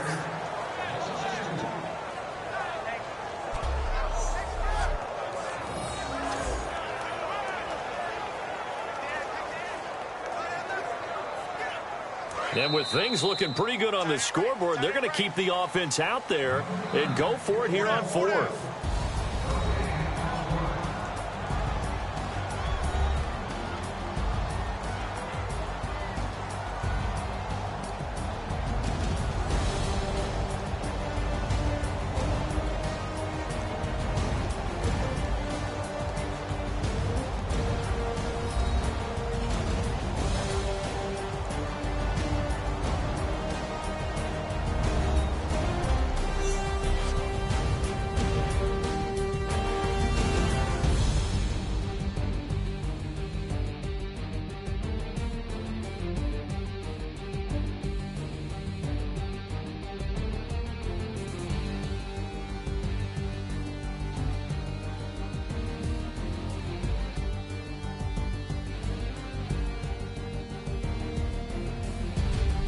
So that'll do it. For my partner, Charles Davis, and the best darn crew in the industry, I'm Brandon Gaudin. This has been a presentation of the NFL on EA Sports.